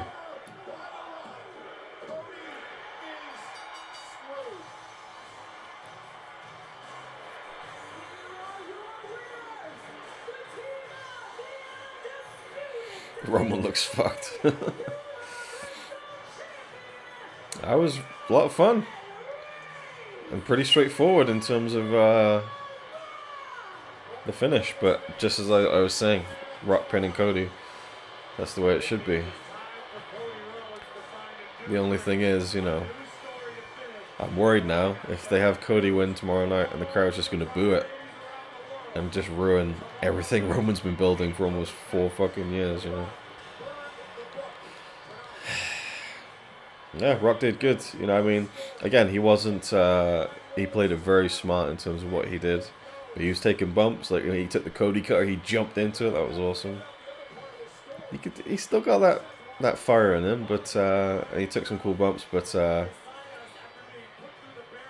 you know, obviously he's in his 50s, so it was showing. And Seth has been greatly compromised with his knee, so that'll probably play into the world title match tomorrow night. Pretty cool. Stacking the odds. Bloodline rules tomorrow. So tomorrow will be the big clusterfuck. Tomorrow will be the overbooked into oblivion finish, I think. So, yeah, cool. I'm really happy with that. I really enjoyed it. I just wish the crowd hadn't been so shit. So, I'm going to go to bed, get some sleep, get ready for night 2 at WrestleMania. Been a pretty good one. I might actually go and watch properly the end of Sammy versus Gunther, but apart from that, that is night 1 of WrestleMania 40 in the books. I really liked it.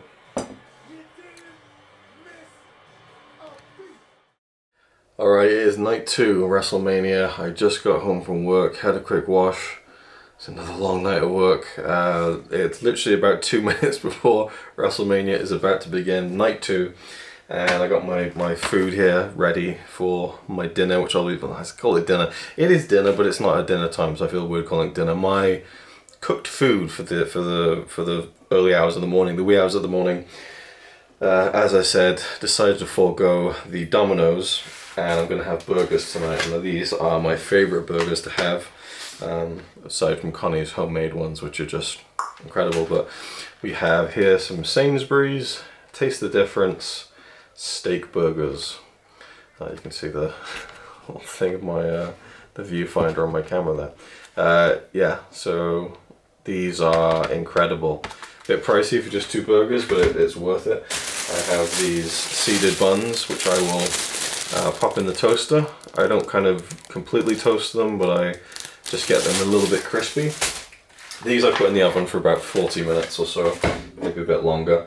And then once they're out and in the buns, I like to put some red hot cayenne pepper sauce, which is the Frank's brand. Which see if we can get some focus on there. Yeah, this is the good stuff. Douse the burgers in that. Maybe a bit of salt and pepper, and then I dip the burgers in the old favourite HB sauce. Just the best brown sauce around. I got a nice can, an ice cold can of vanilla Coke. Let's take a look at this. Come on, get that in all its glory. See the condensation there. Ever since the Star Wars Cerveza Cristal thing came out, whenever I have a can of Coke, I just feel like doing the Cerveza Cristal, just like slowly rubbing my thumb across the condensation on the can. For those of you who don't know what that is, go check out the Chilean version of Star Wars on TV with the Cerveza Cristal adverts worked into the movie. Unbelievable. And for dessert, I have some vanilla and lotus Biscoff cheesecake slices. These are pretty damn good. And they're on offer, so I thought, what the hell. WrestleMania is about to start. I'll be cooking this later on. Let's go see what happens. We've just got word that Jacob Fatu has signed with the WWE, which is like, oh, well, they're doing that and leaking that information out. So we think, oh, he's going to join the bloodline and Cody's going to lose. But that's obviously what they want us to think. So Cody is going to win. But then, did they sign Jacob Fatu to be a part of the bloodline? So that means the bloodline's continuing. Does it continue without Roman? Does that mean Roman's defending? Who knows? But I can hear WrestleMania beginning right now. So let's fucking go. All right, here we are. WrestleMania Night 2. They just done the hype package at the beginning. There is a Clone Trooper helmet with the Cody Rhodes American Nightmare logo on it. And here's Drew. Are we getting the world title match first? They mentioned at the beginning, they're kind of like, oh, Cody hasn't been seen all day. He's been locked away in his bus, you know. Really adding to the drama. There was, I didn't see all of it, but there was a hype package on the pre-show, or the kickoff show, which is along the lines of, like, Philadelphia, City of Dreams, and all this bollocks, and, you know, talking about how there's like all these different people in Philadelphia going, like, finish the story, and they said they're laying it on so thick. And I just feel like for the past couple of months, they've tried so hard to, I think, lead us to different conclusions. There's been so many things where I've gone, well, that just completely signposts that Cody's going to win for sure. You know, the Rock saying, no offense to whoever's singing America the Beautiful right now. Do I recognize it? No, I don't. So I'm sure it'll be a beautiful rendition, but I have stuff I want to talk about. I miss when I recognize the people who do the singing of America the Beautiful at the beginning. But yeah, so like when The Rock was like, if you don't beat Roman, you never get a shot at this again. I was like, well, that just spoils the whole thing, you know. Then just all these little things, thinking, well, maybe they will, maybe Roman will retain. Like, are they leaning too heavily into this? Are they trying to make us believe it too much? Like the whole stuff with Sammy last night, where it's like, you know, his wife's there, and then Kevin Owens is there, and then his son, and, you know, Chad Gable. Like, are they just laying this on too thick, and his wife's in the front row, and they keep cutting to the wife, and it's like, well, surely he isn't going to win then, but then he did, and I just, you overthink things as a fan sometimes, and I try not to try and get too smart mark about it, but I do enjoy the chase of the truth of, you know, like one thing I will say in particular I was quite proud of is the fact that I called Cody, Rock pinning Cody, because to me that was the only logical thing that made any sense, and so I was very proud of my reasoning for that, why I thought that was the only way, and so it's kind of satisfying to see that that's how it played out. But yeah, seeing Roman in the press conference last night, he was so good. And I believe he's losing tonight, and so I think it's cool that Roman's going out at his absolute peak, you know, because I think this is it for Roman.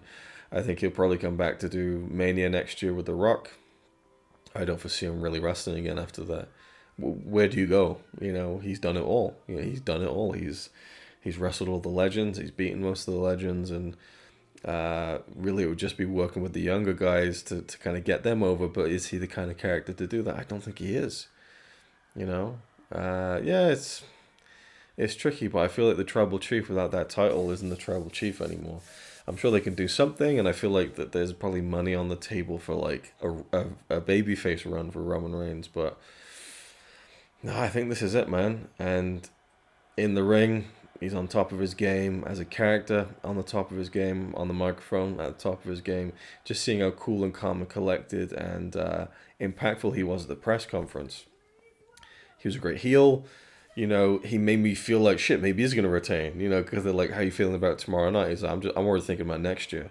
You know, we're just gonna roll right through this. Like that, yeah, he's just so effortlessly. How ironic is that? What? Stephanie McMahon's coming out. Holy shit! Oh, is she just gonna come down to the ring and like, welcome to a new era? Interesting. I was not expecting that. I haven't seen her in a long time, with the exception of she was at the Hall of Fame. What was I saying? Yeah, it's funny that I fumbled the word effortlessly. He was so effortlessly confident that I almost bought that shit. Maybe he is going to retain, but I know he isn't, and they keep harping on about this is a new era. It begins at this WrestleMania, moving forward. You know, all this kind of stuff. It's Cody's winning, and he should. It's his time. He's the guy to carry the company. He's the guy who's going to be there all the time. He's a huge star. But I want Roman to win just because I love Roman Reigns. I love the Tribal Chief, and I think if Roman retained, it would truly be the Empire Strikes Back of the WWE story. Let's see what Stephanie's got to say then. I'm intrigued. Probably just a rah-rah. Yeah, they're mentioning that it's not as cold as it was yesterday. There's like kind of a wind chill kind of stat throughout the show. I will say that, like,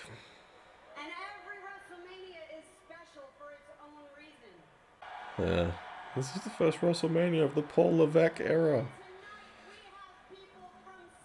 Just the rah-rah, yeah. It's so interesting to me is the Stephanie element of the whole Vince story, you know? Because if she didn't know the extent of what was allegedly going on, I feel terrible for her, really. Are you ready? Yeah, it's tricky, man. Oh, here we go. Yeah, we're kicking off with Drew and Seth. Nice. Oh, cool. Big Scottish actor. Are we going to get Broken Dreams? Probably not. Probably shouldn't either. I think what Drew's been doing is just incredible. But, yeah, I mean, my guess about the whole Vince thing, and as far as it pertains to Stephanie and Triple H, I believe that they knew that Vince was playing around and it was just kind of an accepted thing that he had his relationships. And I don't think they knew the extent of what was allegedly going on. And so it just must be a very difficult time for them because it's such a public thing, and the show must go on, right? So it's crazy. Yeah, it's a very strange old thing. Yeah, his usual theme song. Yeah, I hope Drew wins this one. I think it's his time to truly take that mantle. I don't think he was that interesting when he won the title from Brock, I have to say, even though it was the pandemic era. He got there physically and, you know, he was good on the mic, but I just think this is the character that he was meant to be as a champion. And I think, yeah. It could be a pretty cool kind of, I like this with all the swords, it's a nice entrance, but it's going to be an interesting era if we get Drew and Cody. Drew and Cody as the two champions of the WWE moving forward. Man, why haven't we got like a shot straight down? There we go, yeah, straight down the middle of all the swords. That's awesome. That's cool. Damn, they got a lot of extras out there in the kind of the Scottish. That's awesome, man. Love that. It's got to be Drew, man. It's got to be Drew. Yeah, that was awesome. That felt big time. Wicked. And at least it suits Drew's slimy character that he's going to take advantage of Seth's, condition after last night's match. I'm assuming he's going to be selling pretty heavily for that. Oh, wait, are we going to get a CM Punk entrance? That's the question, because he's doing the commentary, isn't he? And just for the wrestling sake, the wrestling story's sake, not related to WrestleMania, but Tony Khan last night on Collision, I guess it was. So funny that AEW does Collision weekly, because one of our backyard wrestling shows used to be called Collision, and that was when it wasn't even backyard wrestling. It was like in like a school hall every month up near Luton. We do Collision every month. Anyway, so Tony Khan's announced that, or not him specifically, but the company announced that they're going to screen the fight footage of CM Punk and Jack Perry from Wembley last year. And Drew's on the turnbuckle, and three of the turnbuckles exploded in flames. It's a good thing he knew which one didn't have the fire on it. Oh no, Punk's already there. Well, that's cool. I like that they're not making a big show and fuss. Like, look at CM Punk. You know, he's just there on the mic. So I want to listen to this and hear the commentary. But yeah, they have announced that they're going to screen this fight footage of CM Punk and Jack Perry, which is such a petty move, you know. But yeah. Anyway, I'm going to check out check it out. I'm going to be watching this match in real time. We'll probably polish off very carefully with a lot of cold water this bag of flaming hot Doritos. I've got a nice ice cold bottle of Breckencarrig.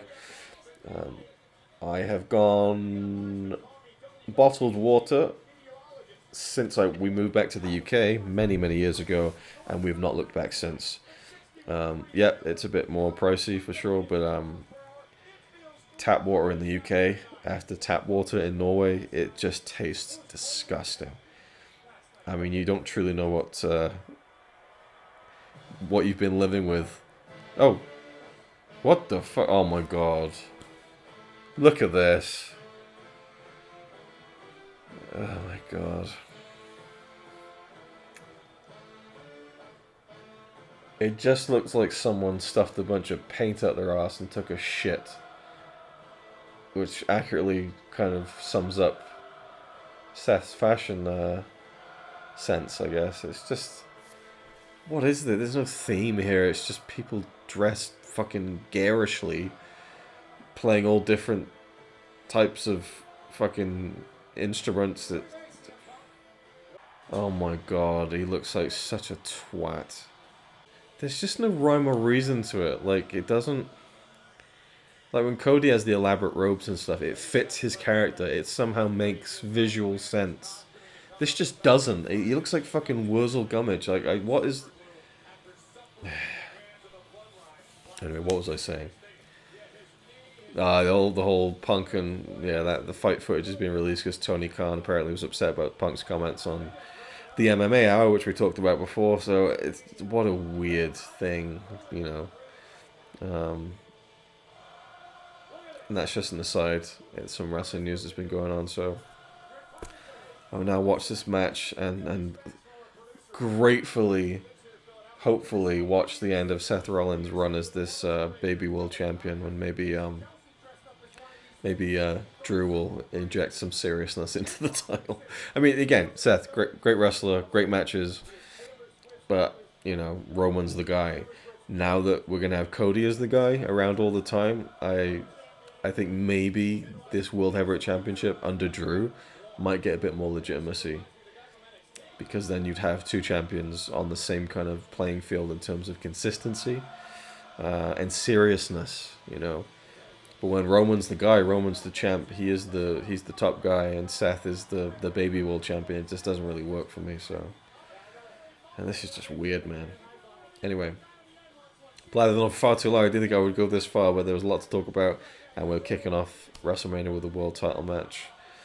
Tonight, I'm most looking forward to Bayley's moment and seeing what the hell they do with this main event. So, yeah. WrestleMania. Let's go.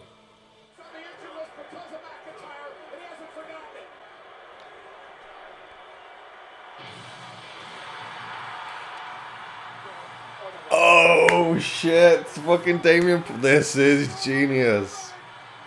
Oh my god, the way that whole thing played out. Are we getting this? Are we getting the cash in? That's fucking... Oh my god. This is cinema, as the kids would say. Chokeslam? Oh, it was beautiful.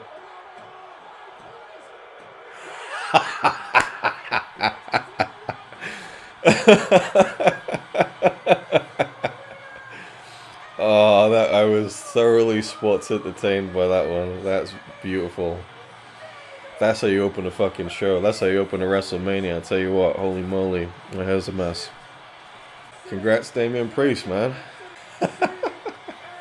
That was great business, man. I love it. That was fantastic. Good shit. Good shit. I love that. I wasn't really thinking about it, to be honest. People like Damian Priest, and I'm like, well, they'll probably do something after WrestleMania, you know.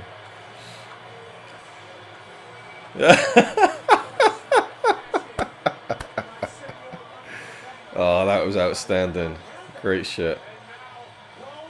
Now, the match itself, I thought was fantastic, right? These guys understood the fucking assignment. Now, I talk about how much Seth is a fucking goof, but in the ring, he's incredible, right? Either come up with a character that's good, or just don't have a character. And his weird kind of, you know, visual embodiment of a migraine, you know, every time he walks out is just so weird. I don't get it. But in the ring, he's fantastic. And with this match, these guys knew how to open a show. It felt like it was 10 minutes long. Maybe it was 11, 12. But they got into it. They were getting to near falls really quickly, but in a way that didn't feel like they were rushing. There was big moves, big kickouts, big spots. The crowd were super into it. My only criticism is they went one kick out too far. So I think it was it the Claymore kick? Drew hit it right at the beginning, which, you know, people think they're going to do this. They're going to do like the 3 second victory. I love that they didn't do that and they just teased it. And then we get going and we're rocking and rolling. And, you know, given the fact he hit his finisher on Seth at the beginning of the match, it makes sense that, you know, you'd get right into it. You get stuck in. No build up, no slowing down. And so it was really great the way that they just built that very quickly. Big moves, big kickouts, you know, reversals. Seth not being able to fully execute the stomp because of his knee. You know, beautiful storytelling and selling there from Seth. And then the kickouts, the reversals, and then Drew getting distracted by Punk and tweeting from the front row. But then I think Seth kicked out of 3 claymores. I think it was maybe 4. And on the last kick out, the crowd didn't pop as big as the rest of the match because I think they were just expecting, you know, it's just difficult, you know. It's I think it's hard to quantify how many is too many, but I think they went just that one kick out too far. It didn't really harm the match because the finish was like one move later, but I do think they should have taken it home on that one. But I thought it was a great match, great opener. And all that business with Drew, you know, and I don't know if it was a work or like, you know, because get my words out. I'll leave that in for free. At the end, Seth was outside the ring by the apron, looking at Drew with tears in his eyes. The big thing, like he hurt his eyelid or something, and he said, "You fucking deserve it, man," and that felt really genuine and raw, and nice actually. But I don't know whether like that was a scripted thing, whether that's something he just felt in the moment, something he planned to do in the moment. But it was nice, even though Drew's the heel, so it felt like it was blurring the lines a bit. But then the fact that Drew got his moment and presented the title to his wife, which felt very much like what Cody was saying he wanted to do, interesting. And it makes you wonder if that stuff is that something Drew just did. Is it something he was cognizant of? Like, okay, I'm gonna do what Cody said he was gonna do, or whether it was just, hey, I won the world title, my wife's in the front, so I'm gonna do what I want to do. And then the whole confrontation with Punk, where Punk's just like, I want you to know I can't hear a word you're saying because I got these headphones on. You know, I just loved this feud between Punk and Drew. And then just as Drew was standing up, I thought, sweep the leg, you know, and he pulled the leg out, and it was fucking great. And then Damian Priest comes down. I loved all that stuff. And now we got Snoop Dogg, you know, who was an absolute champ last year with the impromptu match with The Miz. Now that'd be interesting if they brought Shane out and they just tried to do that match again. I wonder if we'll ever see Shane again in a ring. I gotta I gotta assume that he feels that he has to, you know, at least make up for that, you know, terrible situation. Okay, so Snoop Dogg's coming out to do commentary, I guess, for this Philadelphia street fight. There's this gold version of the WWE title that's like, it gets passed around with celebrities. I don't know if it's one belt or whether it's, I don't know. It's anyway. So we got the Philadelphia street fight, the 6-man match. Not really invested in this as such, but I will. It's not like I'm not gonna watch it, but I'll probably go grab some. I finished the Doritos. My mouth is on fire. What? Oh, Bubba Ray Dudley. What the hell? What's going on here?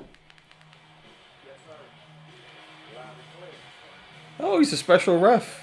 That's cool. Nice. That's fucking cool, Bubba Ray Dudley. That'd be great if if Devon was in the crowd and we got a Devon get the tables moment for the Philadelphia street fight. That's fucking cool, man. I like that. Bully Ray. Yeah, I'm gonna go make a bowl of to kind of counteract all the crap this weekend. Something I've been trying recently. I really enjoy. He just slipped on the turnbuckle. He's both looking his age and also not looking his age, weirdly. But yeah, so I'm gonna get what I've been having lately, which is a bowl of Greek yogurt with some honey, blueberries, and chopped up banana. So that should just like it's refreshing kind of little snack. So I'm gonna prepare that now while they're doing the entrances, and then check out the street fight. Well, fucking hell! I've missed the beginning of this match now because I was preparing the blueberries. I was gonna put them in a bowl, wash them very quickly, taking out the little stems, and I noticed that some of them felt a bit squidgy. Crazy plancher there. And I was like, oh, well, I'll put the squidgy ones to the side and keep the firm ones, and I'll wash those and chuck them in the yogurt. And then I noticed one had a little white thing on it. And it was growing mold.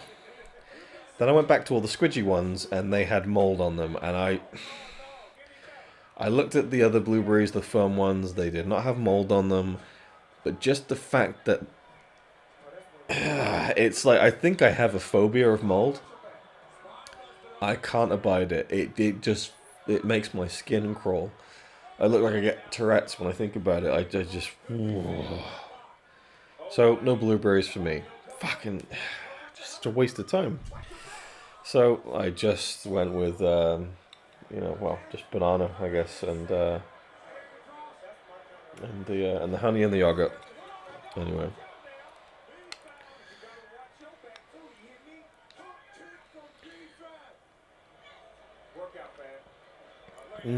Oh man, it's still so good, but the blueberries really give it a kick.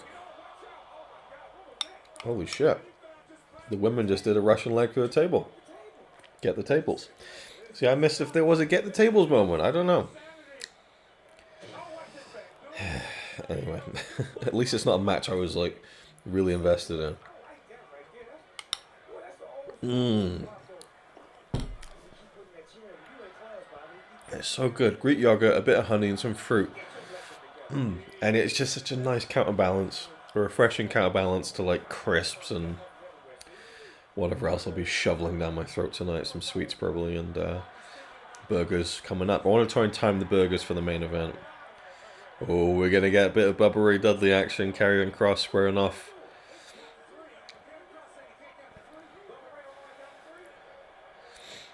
It's interesting. I've been listening a lot to Bully Ray on the Busted Open radio leading into WrestleMania and stuff. Oh, he's putting on the glasses.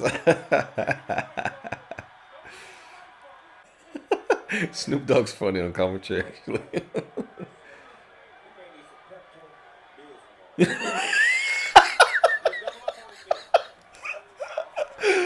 Snoop Dogg. He may need some Pepto-Bismol. Get this man some Pepto-Bismol. Oh, Bubba's gonna do the what's up. Cool, man. Bubba was a legend. Like back when I was first becoming a fan, 2000. Like I was into wrestling and stuff, and wrestling with my mates in like the late 90s, 97, 98 and stuff. But it was 2000 was the year that I fully became like a full-time fan. Get the tables.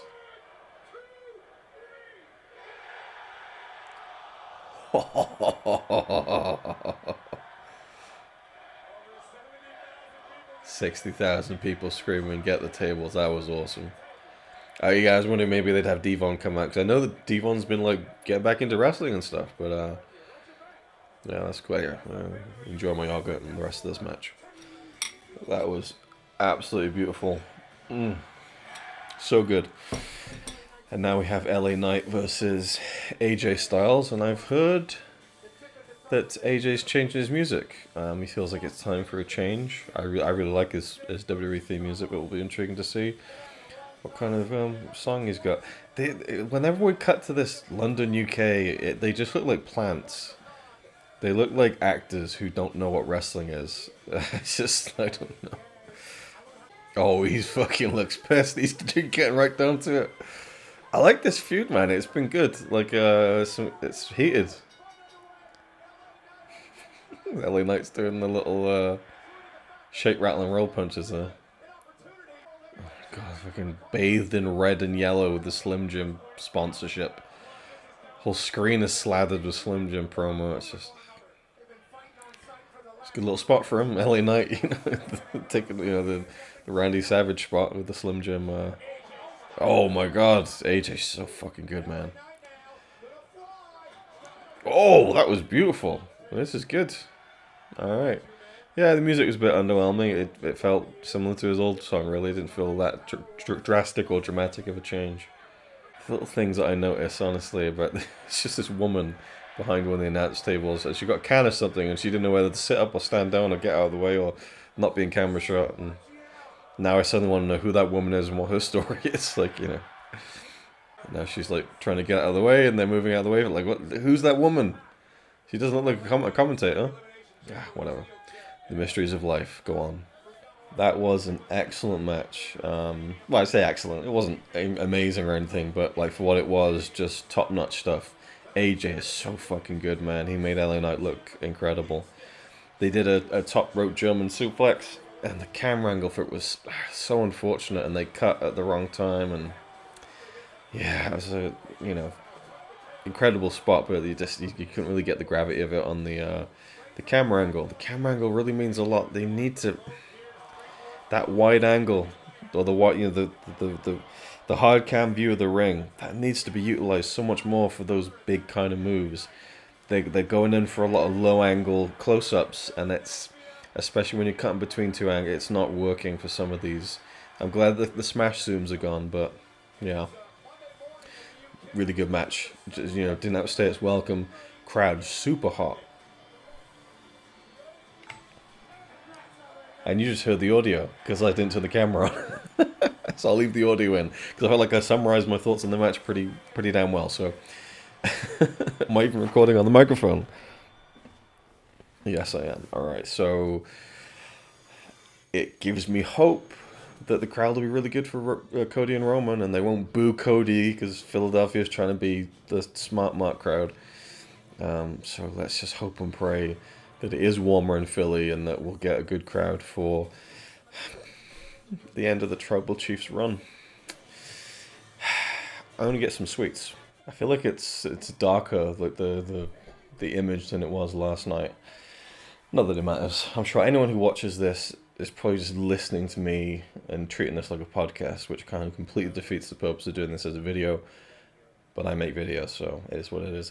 Now, what did I get sweets-wise? Well, I'm not going to tell you just yet.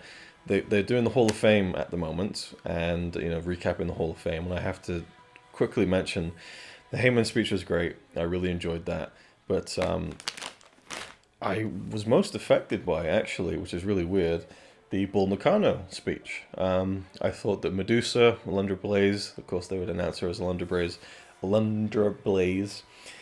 I was really impressed by her Japanese pronunciation. That was really cool. Felt very respectful and stuff. But Bull Nakano, I give her all the credit in the world for doing that speech in English, because it was just a bit, not difficult to understand, but she wasn't able to fully express herself eloquently in English because she's not a great English speaker, obviously. But I admired the fact that she tried and that she did it in that way for, obviously, an American audience. But there was one quote at the end which I thought was incredibly powerful and really a great life message, I think. She says, if there is such a thing as being reborn, I would want to be professional wrestler Bull Nakano again. And that was such a powerful sentiment, this idea that, live the life that would make you want to live all over again. If I had a chance of living a whole other life, I'd want to be me again. Like, that was just really cool. So yeah, that was the whole thing. So sweets-wise, there's been this new kind of imports, these Japanese, what does it say on the back? The #1 soft sweet brand in Japan. From the estimated market value size from 1998 until December 2022. Anyway, Haichu. So these have come into like Tesco, Sainsbury's, a few other different stores, I think. And I saw it and I was like, I'll give it a try. Pretty expensive, but I'll give it a go. And these bags contain green apple, grape, and strawberry flavor. So I'll show you what they look like. They come in little packets like this. You open the packet, and it does look a bit like chewing gum. And I thought I saw someone write something like, it's like chewing gum, but you get to, you know, it's you're not just chewing it. It's like a proper. It's like, it's edible chewing gum. I don't know, but it's really juicy. It reminds me of like opal fruits, no, not Starburst, but opal fruits. So they look a little bit like this. We'll see if we can get. Oh, actually, pulled focus very quickly. Yeah, I love these things. My brother Elvis came over. I love getting to say that, by the way. My brother Elvis came over a couple of weeks ago. I was like, "Do you want some of these?" Him being an aloof 8-year-old, he was just like, "Oh no, I'm right," you know. And I was like, "Oh, don't you like them?" "No, I don't like them." And I mean, oh God, how can you not like these? And he's like, "Oh, can I have one?" I thought you said you didn't like them. I haven't tried them before. Okay, so I give him one, and he was just like, and he was just like, you know, chewing so loudly, and he just kept reaching in the bag to get more of them. And I thought, well, when he leaves, when he gets picked up, I'll give him the rest of the bag. You know, be a cool older brother. But I looked at the bag before he was about to leave. He's fucking eating them all anyway. Anyway, these are great. The strawberry flavor is very nice. The green apple one is incredible. The grape flavor is all-timer sweet. Like, so much so that I actually cleaned out my local Tesco of all the individual packs they had of the grape flavored ones, because these are just. And then in a different shop in my local Sainsbury's, they have green apple, so I got a couple of these as well. But I don't go through that many of them, because even just one pack of these is enough for, like, you know, a whole evening for me. So, but it is WrestleMania, so I'll be having a few more than usual. And they're just doing the the part where they literally roll out some of these people onto the stage. Paul Heyman getting his ECW entrance. Oh, and it's The Rock's mum out there to represent her. I guess it is her mother. From what I understand, The Rock's mum was adopted into the family. I think. Maybe I got that wrong. Maybe that's an apocryphal tale. Heyman's holding Roman's belt. Well, cradle it like a newborn baby while you can, Heyman. Yeah. Good ECW chant. Anyway, so, Bray Wyatt t-shirt there, but with Barry Windham. Yeah, Bull Nakano's speech I found really affecting, actually. I'd like to see more of her work. Go back and check it out. Anyway, so the next match will be the triple threat for the US title. Randy Orton was saying on in some interview that he feels like his RKO that he's got planned, which is kind of weird that he's talking about the fact that he's planned a spot, but he said that the RKO I'm going to hit on Sunday is make or break. Like, it's either going to be absolutely incredible, something like you've never seen before, or it's going to be a complete failure. So I was thinking, like, what could that be? And Logan Paul has made a name for himself doing big splashes off the top rope to the outside through the announce table. What if he puts Orton on the table, goes for a big splash, and Orton cat? I mean, that would be ridiculous through a table. And I think Logan would probably want to do it. Yeah, I don't know if I mentioned already, I think Logan Paul is just a shit human, but an undeniable, incredible wrestler, unfortunately. I can't, you can't knock him for that. And I did talk about it, so I won't waffle on about it, but I've accepted him as part of the show, but I still think he's a twat. God damn. Even the strawberry one, I don't Typically love strawberry flavored stuff, but even the strawberry flavored haichu, oh, these things are incredible. I saw, this is how much of a sad bastard I am. I saw that if you order like a big grocery delivery from Tesco, the one that they obviously pull from in my local area, the big superstore, they have sour watermelon flavor one. I was like, because I love watermelon flavored stuff. So, haichu, watermelon flavor, that's on my list now to experience. So, I feel like the tribal chief, you know, just incredible. Love this stuff. And I'm now planning when to start my burgers for the main event to start. That'll be pretty soon now. So, to be honest, again, I think I already said it, I'm really happy with myself for not going ridiculous with the snacking. I think I've done it fairly moderately. But after this, I really need to start losing weight, getting healthier again, because it's just, I'm so busy all the time. It's so easy to just not eat healthily, especially when you've got a sweet tooth and you really like food that's really bad for you. So, anyway, I'll check out Triple Threat.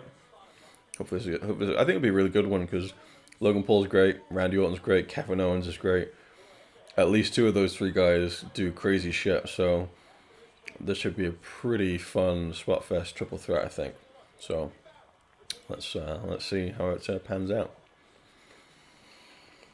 They're just so juicy, just so good. So that frog splash by Logan Paul, which is actually incredibly similar to a backyard wrestling frog splash called the Lego Man by a guy called Apocalypse, who I loved. He's a great guy, incredible wrestler. Incredible frog splash from Logan Paul at the end there, but they cut to the top-down view, which completely obfuscated, if that even works as a word, the move. Or it just... people talk about how the production's better and stuff, and it is, but they're really, they need to get better on that live editing, man, because it's, obfuscate. Make obscure, unclear, or unintelligible. Obfuscate. It obfuscated the frog splash because it started with a view where you see him jump up and then it cuts above, which is a weird kind of dissonant thing anyway, but then dissonant, that's going to bug me as well. Dissonant, is that the right word? I was just like, oh man, it just completely took me out of the end of the match. It was such a weird cut. Dissonant, lacking harmony. Yeah, it didn't... It was a dissonant edit. But great match. Super good. Like, I think I was just hoping for that big, ridiculous RKO, but it never came. But that didn't really matter. It was just like great three-way match, great spots.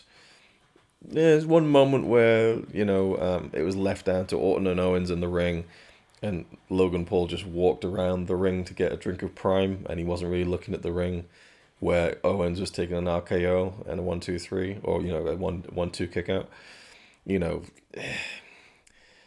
Just little things like that, I think you should tighten up a bit, but otherwise, it's great. Fucking great. This so far has been really good compared to night one. I was talking to my mate Ads yesterday, but about how since they've gone to 2 nights, and since it's been in front of fans, so 37, 8, and 9, night one seems the weakest on paper, but then delivers the best and over delivers, and then night two it feels a bit flat. This is feeling like it's the other way around now, and maybe it is because it's not as cold as it was the night before, but the crowds are super into this. It's just been good match after good match. The Philadelphia Street Fight, I guess, was just there. I didn't see a whole lot of it, but opener was fucking incredible. Oh, and here we go. Bayley and Io. I really hope the crowd's there for Bayley. I really hope that she gets her moment. I'm sure she'll win, but this is long overdue for her, I think. So yeah, looking forward to this. Interesting Egyptian themed entrance for Bayley. Pretty cool. Her hair looks awesome. She's got blue in it. Is that a new song? I think it is. It's quite a new look for her as well, actually. Very interesting. The music has a kind of like a Egyptian-y kind of feel too. I wonder what the connection is there. There must be some meaning behind it for her. Yeah, like the Titantrons all like fucking like hieroglyphics and stuff. And do you know where I learnt the word hieroglyphics? From the 3-part special on the Adventures of Sonic the Hedgehog, where he collects all the Chaos Emeralds and goes back in time. Come on, crowd, give Bayley her moment here. Cheer the ever-living fuck out of yourselves for her. Someone noted that it is currently, there's 2 hours left on the show, and 2 matches left on the show, and this ain't gonna go that long. Ain't no way this goes even 20 minutes, so I think Cody Roman's gonna, I mean, the entrances are gonna be one thing, but I think we're getting a lot of shenanigans in this Bloodline Rules match. Yeah, that's maybe this is like a new change for Bayley. She's always been great at kind of reinventing herself slightly in different ways, I think, with hairstyles, outfits, changes of character. Io is such a fucking great wrestler too, so... And Bayley's a great wrestler. I hope the chemistry's there, because that can sometimes... That's something you can't help. But that's the great thing about wrestling, you know, is that... Well, it's the great thing wrestling, and sometimes the terrible thing about wrestling is that... You know, you get one shot. You get one take, and either it's all clicking, and it's all working, and it's amazing, or something's missing. And so there's so... Oh, that's cool. Very cool. All the damage control. I do love the story that they've told here. It's very good. Are they going down with her to ringside, though? That's interesting. I wonder if we'll see maybe an appearance from... I don't know. I'd rather them just have a one-on-one. Okay, no, they are staying on the top of the ramp, it looks like. Yeah, you don't want to do 2 world title matches back-to-back with shenanigans. Cool. Io's doing some weird kind of writhing there in her entrance.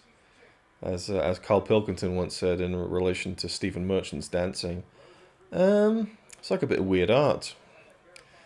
So, yeah, that's a cool shot. Nice.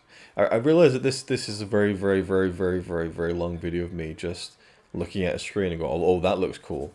To the very specific points of which you'll never know, because I'm not showing you the the actual footage, but yeah.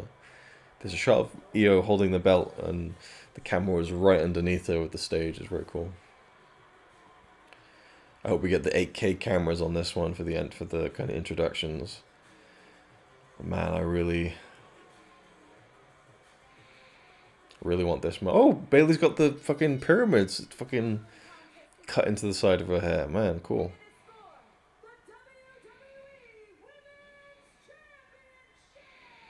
I'm invested in this in more ways than one. The story, but in Bayley too. Yeah, 8K cameras, nice. It looks so unreal, you know.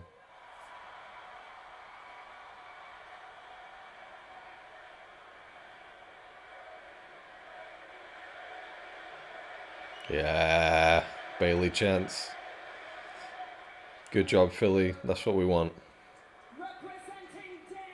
She's just been so entertaining for so many years that she's just naturally become a babyface again. I'm going to watch and enjoy this match.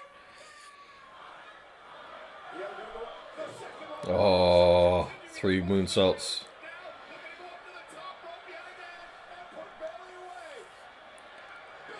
Oh!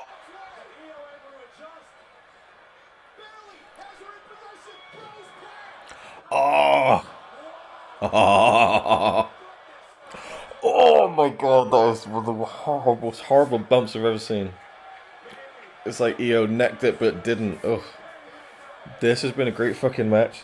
Crowd's been great. Thank you, Philly. Oh, this is so fucking cool. She deserves this so much, man.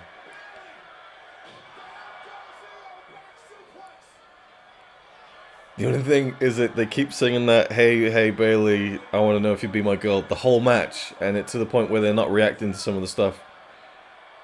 Big elbow. I know she's going to win, but I'm just like...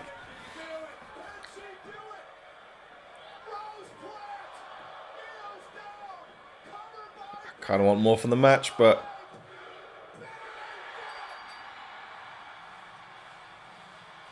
Nah, that was great. That was a great fucking match. I guess I just wanted it to be even more epic and go a little bit longer, you know. But that was, so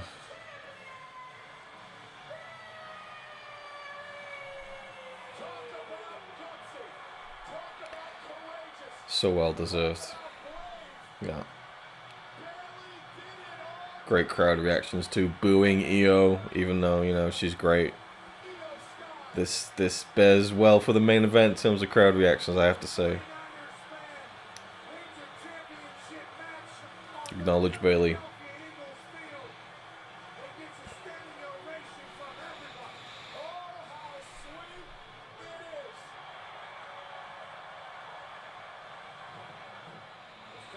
Great match. Brilliant. And a brilliant sell job from Bailey too. Right near the beginning, she did a suicide dive through the bottom rope and immediately started favoring her knee, and I thought, oh fuck, she's hurt it. But you know, that was clearly the intention of the match, to focus on her knee, which she'd had surgery on. So she suckered me in on that one. Oh, that bump off the clothesline is just terrible.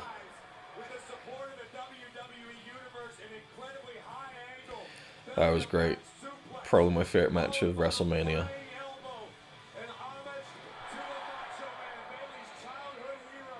She does a good elbow drop from someone who does a pretty fucking good elbow drop. Yeah. Love that. But as I say, the crowd were just singing the Bailey song over and over again, to the point where cool stuff's happening in the match and we're not getting ooh or ah, because they're just singing the Bailey song over and over again. It's like, okay, I get it. I'm glad that you're in a better mood for engaging in wrestling tonight, but like, come on. Pick your fucking spot with the Bailey song. So happy for her, man. It's crazy. It's her fourth time being the women's champion, but this is like the first time she's had a singles match. Like, what? To me, she is the best of the four horsewomen. Controversial statement. Charlotte's incredible, but I find her, I don't know. I just think Bailey's a better wrestler and has shown herself to be more versatile as a character in different ways. And all Charlotte's ever known is just being like the number one. I think Bailey, I don't know. Yeah, I think Bailey's the best of the four of them for sure. While probably being the least kind of big name popular of them as well at the same time, I think. But for my money, anyway. So, main event time already. My burgers are in the oven. I'm going to go flip them in a second. And get ready for this main event. So, I mean, this will be interesting to count. So, that match just ended. It's now 2:37. And I wonder what time it'll be when the bell rings for the main event. The main event is next. We're just watching adverts now. But, yeah, it is currently 2:38, we'll call it 2:38, and we'll see what time it is when the bell rings for the main event. And they've been announcing like PLEs. Like, I can't believe I just said PLE naturally. I need a moment. The pay-per-views, damn it. They've been announcing pay-per-views like crazy. There's France Backlash next month. There's King and Queen of the Ring in Saudi Arabia next month. They got Clash at the Castle in Glasgow, I think, next month. There's like, apparently there's 4 pay-per-views in 2 months, something ridiculous like that. There's one in Berlin. Yeah, so they're going global, man. And you do tend to get those great crowds around the world, as we saw last year with damn, where did they was it in Puerto Rico, I think? and Money in the Bank in London. They did a few kind of international pay-per-views, and the crowds are great. Anyway, well, maybe I should time it from when the hype package begins. Then I'll go flip the burgers. We'll see. So that's maybe a more accurate. They're probably going to do the attendance announcement first. So that's not the right way to to count it from. So I'll wait until the beginning of the hype package to time how long it gets for the bell to ring. Words failing me. So I'll go flip the burgers now while they do the attendance announcement. Probably go to the toilet quickly. And Snoop Dogg again. This guy is all over the shop, man. Snoop on the commentary was like, I'm going to go back to my green room. You know why it's called the green room, right?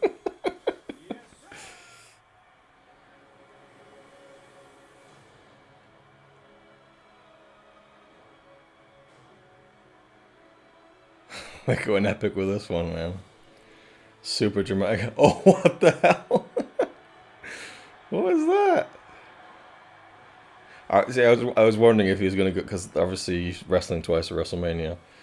That skull looks a little too plain. There's his wife. Okay, Randy got a pop. We're good for the crowd for Cody. Ooh. This is big time feel, man. Big time, big fight feel. Big pop. We're good. We're good. Okay. I was worried last night, man. Oh, we getting choked up already. It was interesting to go back to his WrestleMania 38 entrance because the Woe had no no crowd participation whatsoever because it hadn't caught on yet. Let's turn it up for the Woe.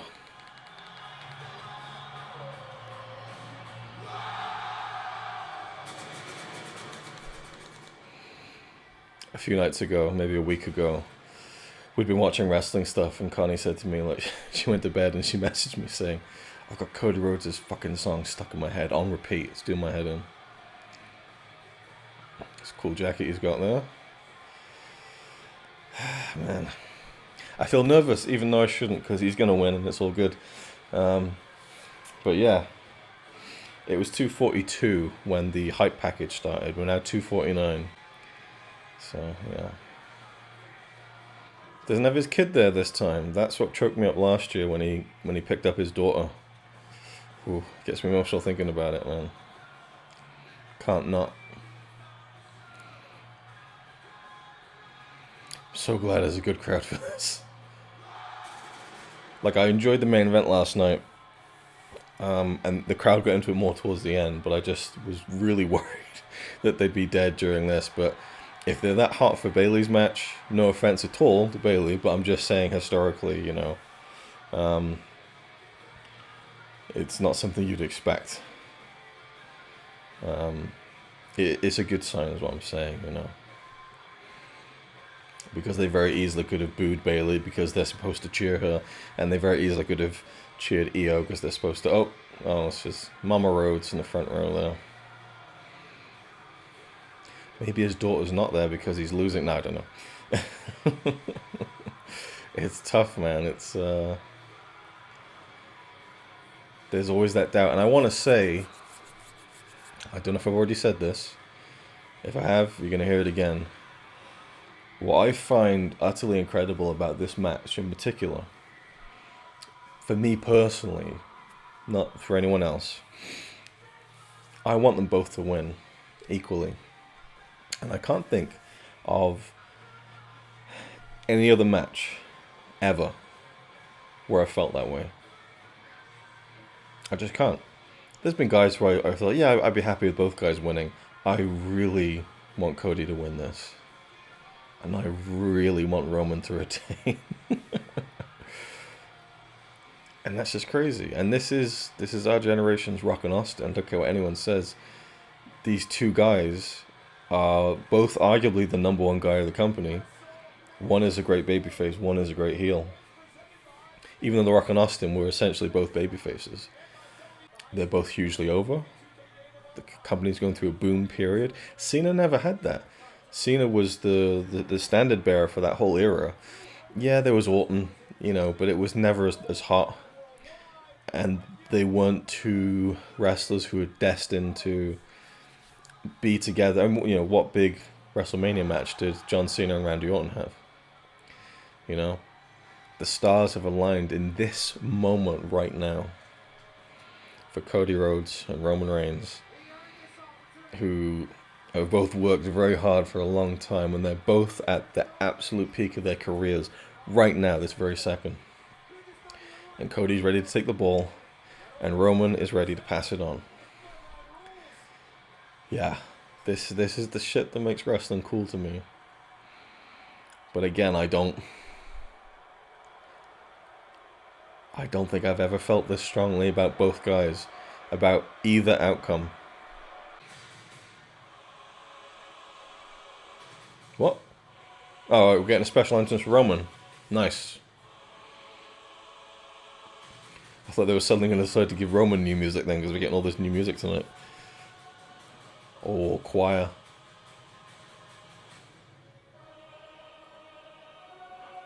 Yes! Fucking A.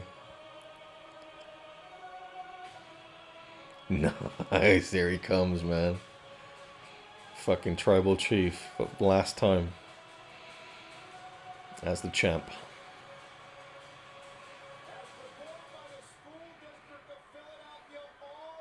Oh, what a great shot of the one and the XL. That was beautiful.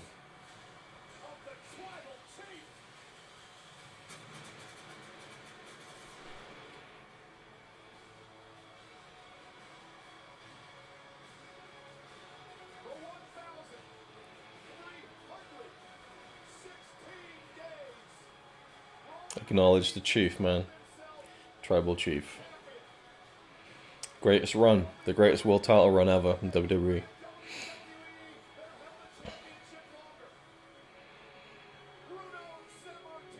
This is like the epic cinematic version of his theme. The final boss version of his theme, right? Oh. It's a whole fucking orchestra, man. Ah, big time. This is big time.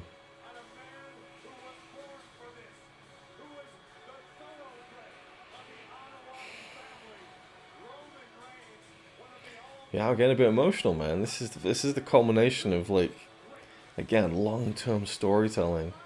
3.5 years of this run. Never seen before in my lifetime, or probably won't be seen again. Why even bother trying to repeat this, And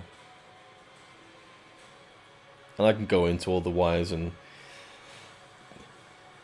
the details of why I think his run's the best. But maybe I'll do that after WrestleMania and really reflect on his title run as a whole. Oh, this is amazing, man. I thought there was no way they could top the piano's entrance from last year, but this is fucking nuts. I love it. It's not just a nice little, extra bit at the beginning. This is the whole song, orchestral.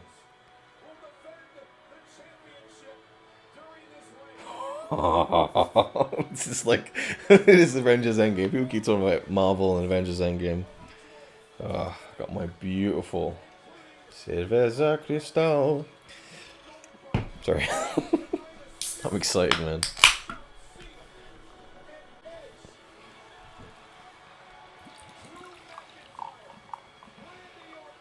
Vanilla Coke.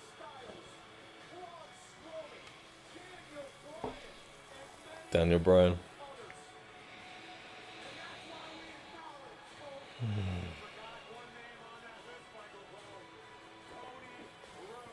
Oh, there is no fucking better drink than Vanilla Coke, I'm telling you.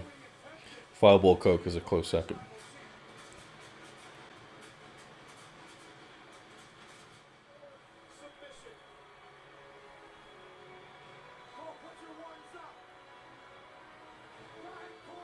Respect for the Tribal Chief, man.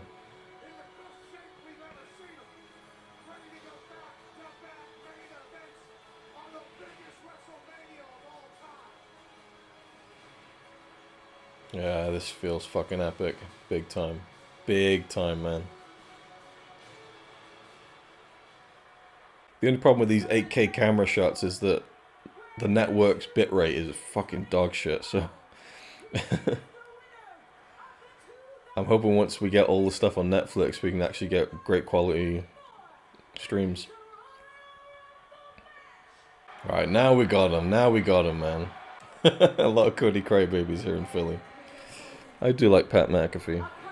I guarantee when I watch this with Connie, she'll notice the referee, Charles Robertson, and say, "Oh, look, there's your friend." Always says it. I asked him for a photo in an IHOP once. What? They did the fucking 8K camera guy got out of the ring when Roman was there. Psh.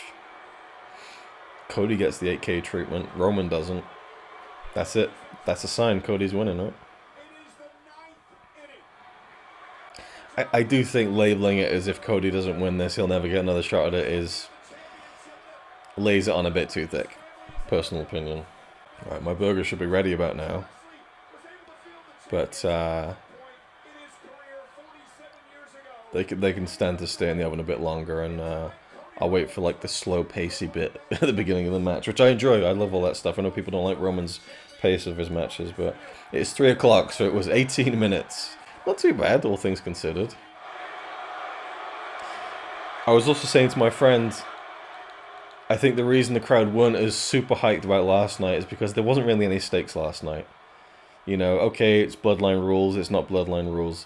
The stakes could not be any fucking higher, so it makes more sense that they're fully invested in this. Nice face-off. Great, love it.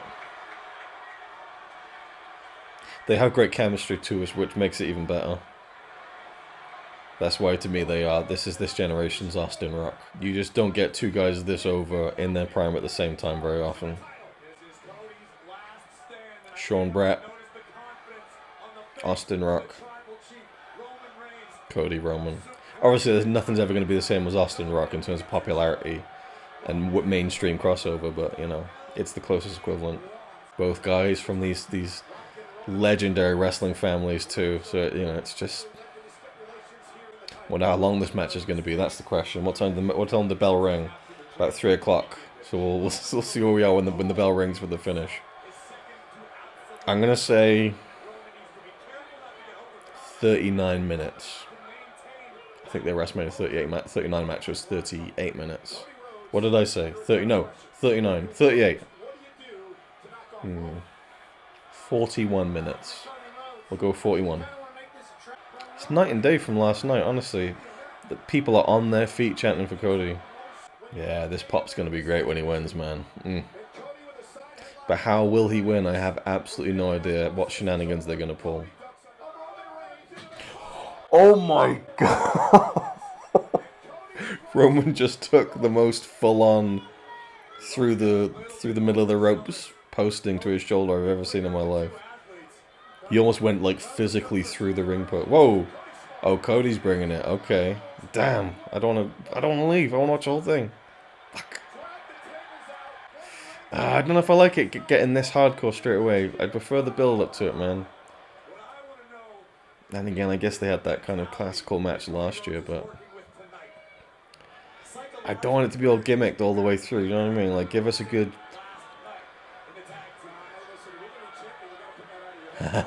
Roman's tucking it under the ring. That's good heat.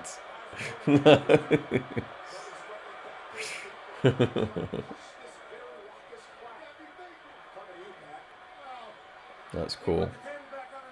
I really gotta go get my burgers. They're gonna burn. Well, they won't burn, but they'll get tougher the longer they're in the oven. I'm gonna go grab them.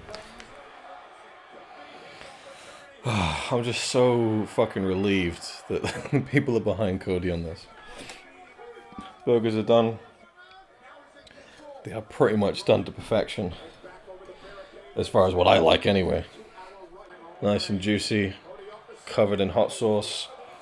Oh, almost like a last ride on Cody there. Roman's just so good, man. Cody's so good. Alright, I'm going to have a brown sauceless bite first.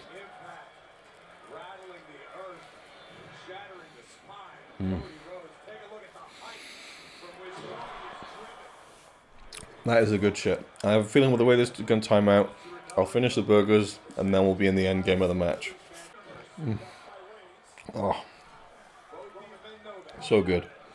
We're getting Let's Go Cody, Roman sucks chants. Everything is proceeding as I have foreseen. Well, not quite, because I was a little bit worried that I was foreseeing a shit crowd again. This is my company, you little bitch. I love trash talky Roman. I don't know if I mentioned it, but I feel like he went full tribal chief last night with the trash talking, and his hair kind of dried out and it looked really wild. It looked like a fucking beast. I love that. He's just enjoying himself here, man. I love this character. Best thing he did was take off that fucking armored jacket vest thing. Nice. I'm just, I'm so fucking glad the crowd is there for it, man. And they're on board. And they're with it. This has been a great WrestleMania this night, too. I'm just excited. I'm going to enjoy my burgers. And I'll probably put the camera back on for the last stretch of the match. We'll see.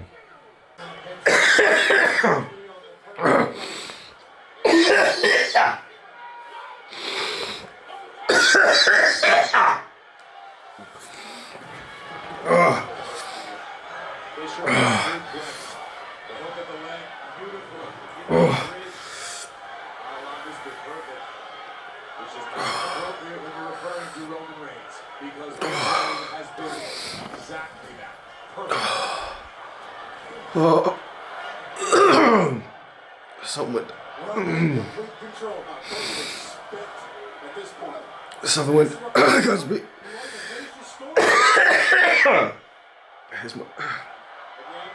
I can't speak. Something went down the wrong way. Something just.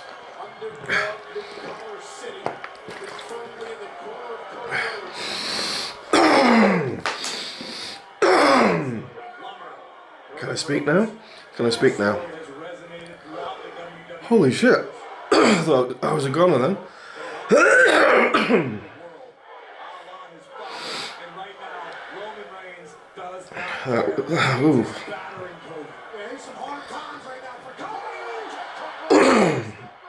This ain't a work, brother.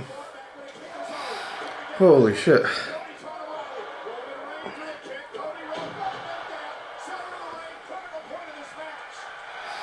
What happened?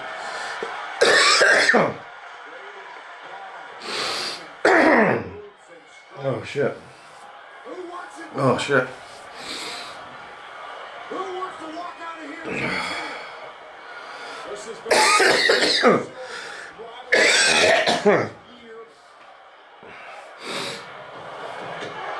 That's it. Let's see what.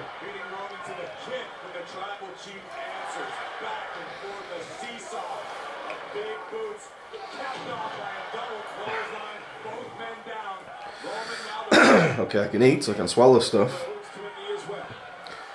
Holy shit.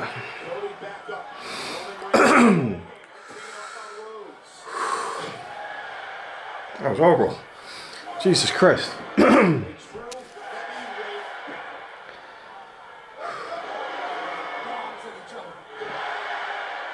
Oh. Slightly hard to focus on the match.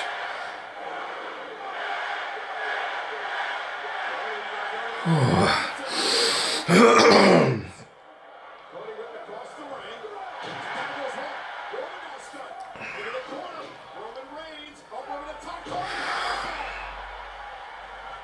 I think I'm okay. You know when you've like choked on something and you're like, holy shit, and then you start eating again and suddenly you're so acutely aware of feeling the food go down your throat. I'm just like, oh my god. Oh. Roman's like, I love whipping his ass. I could do it forever. Just hit Cody with the crossroads. So we're now like 17 minutes into the match and we're already into like the big kind of near fall stuff.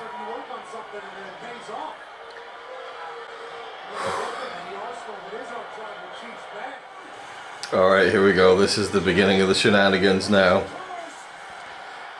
Jimmy out. Jay comes out. Are they going to filter this through now?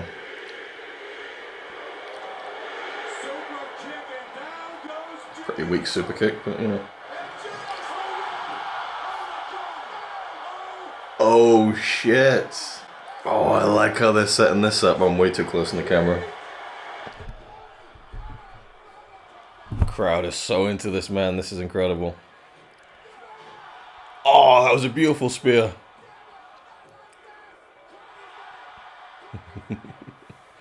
This is wrestling, man. This is great.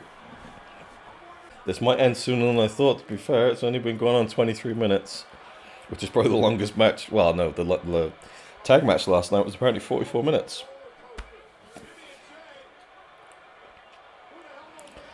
So we're going to follow this trend of a Bloodline member interfering and then someone's entrance music. Austin, Rock. And Solo and Cena have history. That's what we're going to do. Solo will come out next. Cena's entrance. They'll take each other out. Rock and Austin, man. And then I hope we get another like 5 minutes with just Cody and Roman going at it. I don't know, we'll see. Alright, he's going for the multiple crossroads. Don't walk to the back of the... If he does this again, man... I'm not mad about it, but same as last year, Cody was like waiting for the Solo, you know what I mean? We're gonna get Cena now. We're in the end game now, man. It's all coming together.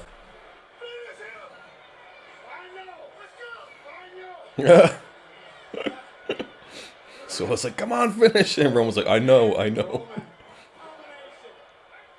Oh. I don't know why that got me then. I was like, what if they just end it there? Like, oh man, see, this is the beauty of it.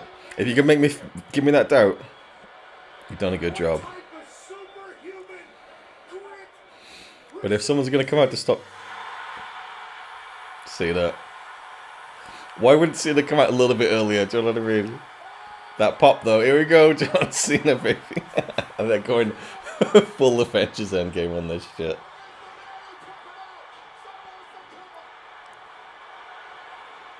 That crowd's losing their fucking mind, dude.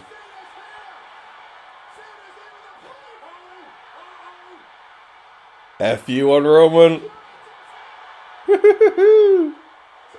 This is fun shit. He's gonna put Solo through the table. It's gotta be Rock and Austin, man. Oh my god, we're gonna get to see Rock and Austin. This is Attitude Era shit, man.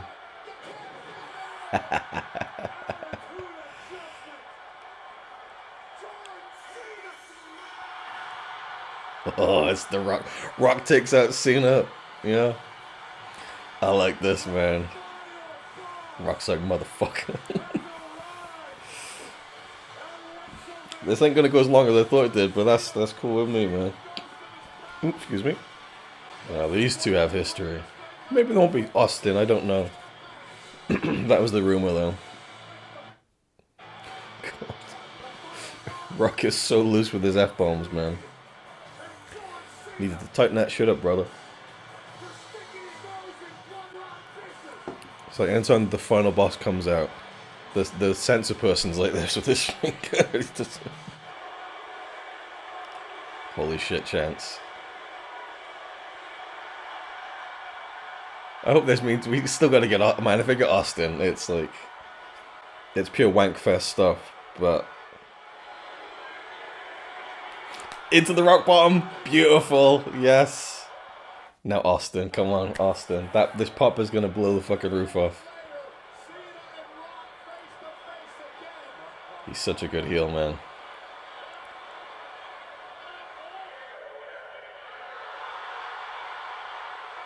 Shield music. Imagine if Ambrose came out. How fucking funny that would be. Yeah, Rollins. Oh man, so we won't get Austin then. Seth in the Shield outfit, man. Roman took him out. I like that. I like that. This does feel fucking endgame that level. Oh my god, The Rock is swearing so much they're just muting everything. That Austin pop, man, is gonna be fucking nuts. What? What is going on? What is actually going on? What the fuck is going on?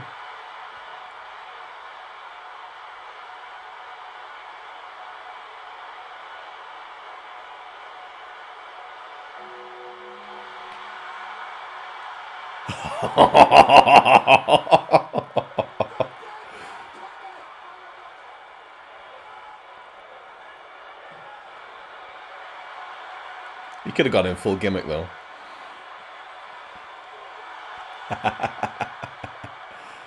Big chokey. Ah, Rock didn't go up for that much. No Austin then. Ah, man, the hype levels, and it wasn't Austin. Do you know what I mean? That was cool. I guess Austin was too busy at his ranch. That would have been amazing, though, if it was fucking Austin. Crossroads. Another multiple. Guess this is it.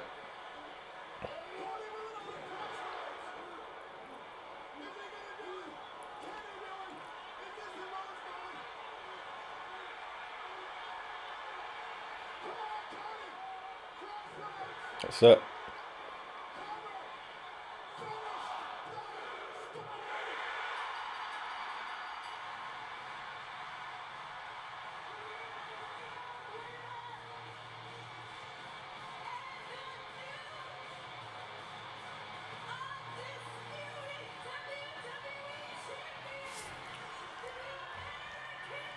"34 minutes.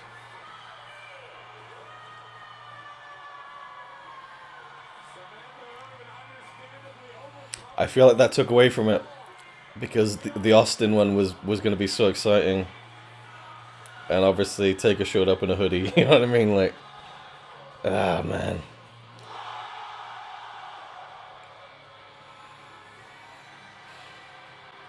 Bittersweet, man. It's bittersweet. The fact The Rock didn't really jump up for the choke slam that much as well, kind of.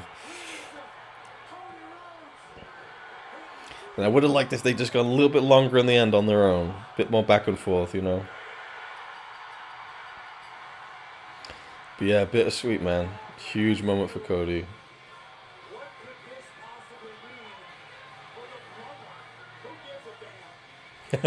What could this mean for the bloodline? Who gives a damn?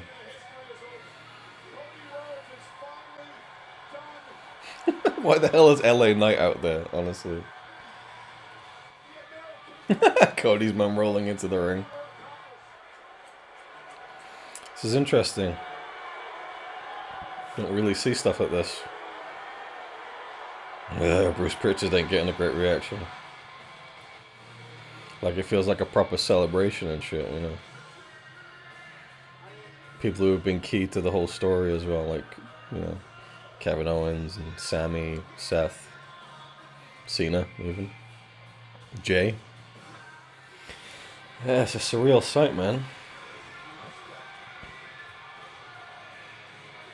I'd have to watch the match again and not choking to death and everything else. I think watching it, not knowing, or knowing that Austin doesn't come out might help it a little bit, because I just was building up to it so well, and they did the Austin Cena tease on the truck a few weeks ago.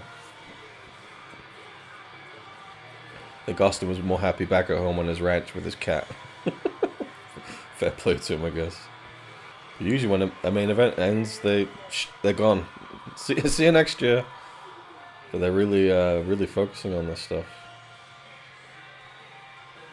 Big old love fest. Everyone telling Cody they love him. These crowds are going to be out of woes in a minute. It's just going on, like, they're really hammering home this, like, pro wrestling is back. I love professional wrestling. Like, they really like, ding ding ding, it's a new era, just remember. And there it is, man. WrestleMania. In the books again.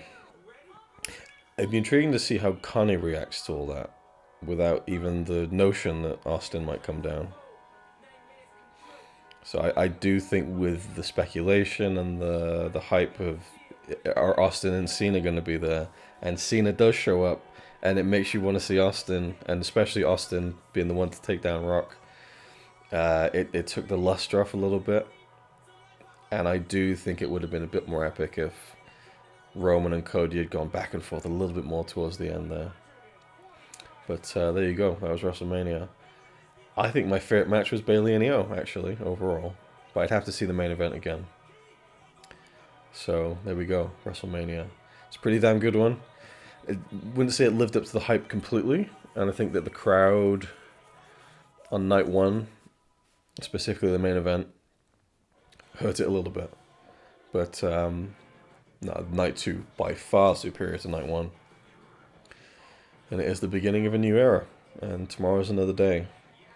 And WrestleMania is all over again. I feel like maybe, because I've so enjoyed almost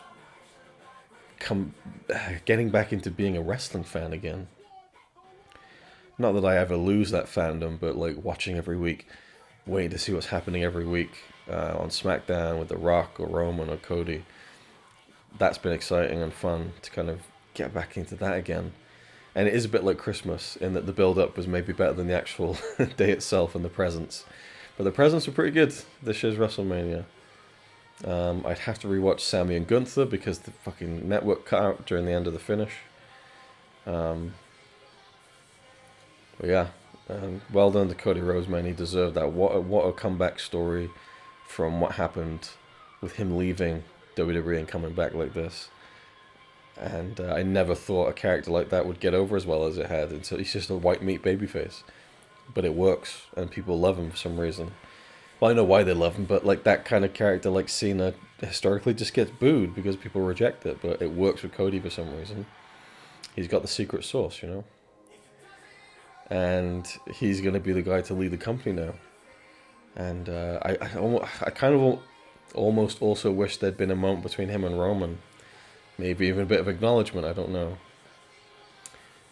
But I have a feeling we're not going to see Roman again for a long, long time. Probably not even tomorrow night on Raw. I'm intrigued to see what happens moving forward with The Rock and Roman. If anything, who knows, man, right? It's interesting. But, you know, we roll on and we keep watching wrestling. I certainly don't think I'll ever make a video like this again because it must be so long. But I'm glad I documented it in my own way, I guess. Yeah, it's bittersweet. When Cody won, I was really happy for him, but it was a bittersweetness over Roman's run ending and that character ending because I don't foresee it being the same again. But you know. A thing isn't beautiful because it lasts, right? And this run lasted. It really did. It was built to last. But yeah, man. If only we got Austin, do you know what I mean? I'd much rather have seen The Rock take a stunner than take a Hulk Hogan-esque chokeslam cell, you know? And it would have been cool if Taker was more in gimmick than just a hoodie, you know? But yeah. It did have that endgame vibe. And if we go from the end of the show, from the beginning of that, it is 50 minutes, so... I guess that's it. I might tack something onto the end of this, maybe this has been a special presentation of WWE. Yeah, it really feels like they're rebranding the WWE in a lot of ways. They have the behind the scenes of WrestleMania that's coming out on Wednesday, so maybe I'll talk about that. And just reflect on it. And maybe I'll convey Connie's thoughts and see how I feel about some of the matches after that. That might be a good way to show the after of all of this. I mean, this thing's already hours and hours long already, so why the fuck not extend it just a little bit? But I did want to convey the before, the during, and the after of WrestleMania 40. So there you go. I hope you guys enjoyed this portion. I'm glad I didn't die choking on my burger. Glad Cody's the champ. Sad that Roman isn't, and that it's the end of Roman's run. Likely his wrestling career. I just, what else would we see from Roman except maybe The Rock next year? Roman CM Punk would be a big match. I mean, I'd love to see Roman basically do the Brock Lesnar thing. He already has been, of course, but I don't know. I don't know what Roman Reigns, the Tribal Chief, looks like when he's not the champion and he's not defending that title. You know what I mean? But yeah, I'm intrigued to see this behind the scenes thing, and I hope they do behind the scenes of actual WrestleMania as well. But it's coming out on Wednesday, so I mean they'd have to move really quickly. And I will say one more thing. In the press conference last night, The Rock was talking very transparently about this whole thing, and he said that, I realized I was in Hawaii and I was thinking, we're taking this away from the fans who really want to see this, so why don't we pivot and give them what they want and give them Cody finishing his story? And as he's saying that, I'm thinking, are you kind of giving away the ending here, But I think it was pretty damn obvious what was going to happen, but yeah. I'll cap it off here for now and see you with the next segment. I'm going to get a nice, long, good sleep. And I'll probably put the press conference on when I go to bed. And I did good. I got all my sweets and stuff, but I haven't really gone crazy with any of it. I had a lovely burger. Didn't touch the cheesecakes, and I certainly won't with this time. Although eating 2 full steak burgers at gone 3 in the morning is not the best the best choice health-wise, but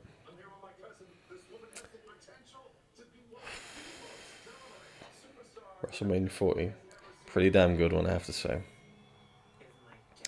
And it really does feel like the beginning of a new era.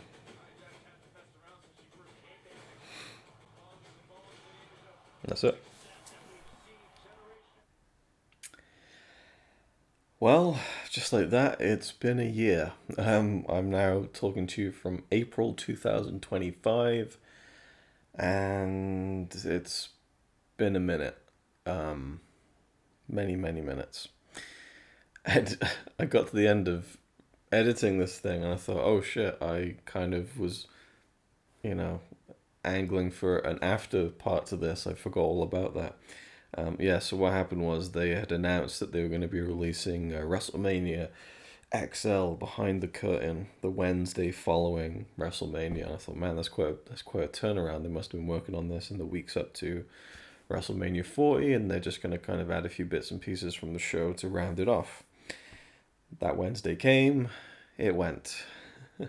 And week after week, people are asking, where's this behind-the-scenes documentary about WrestleMania 40?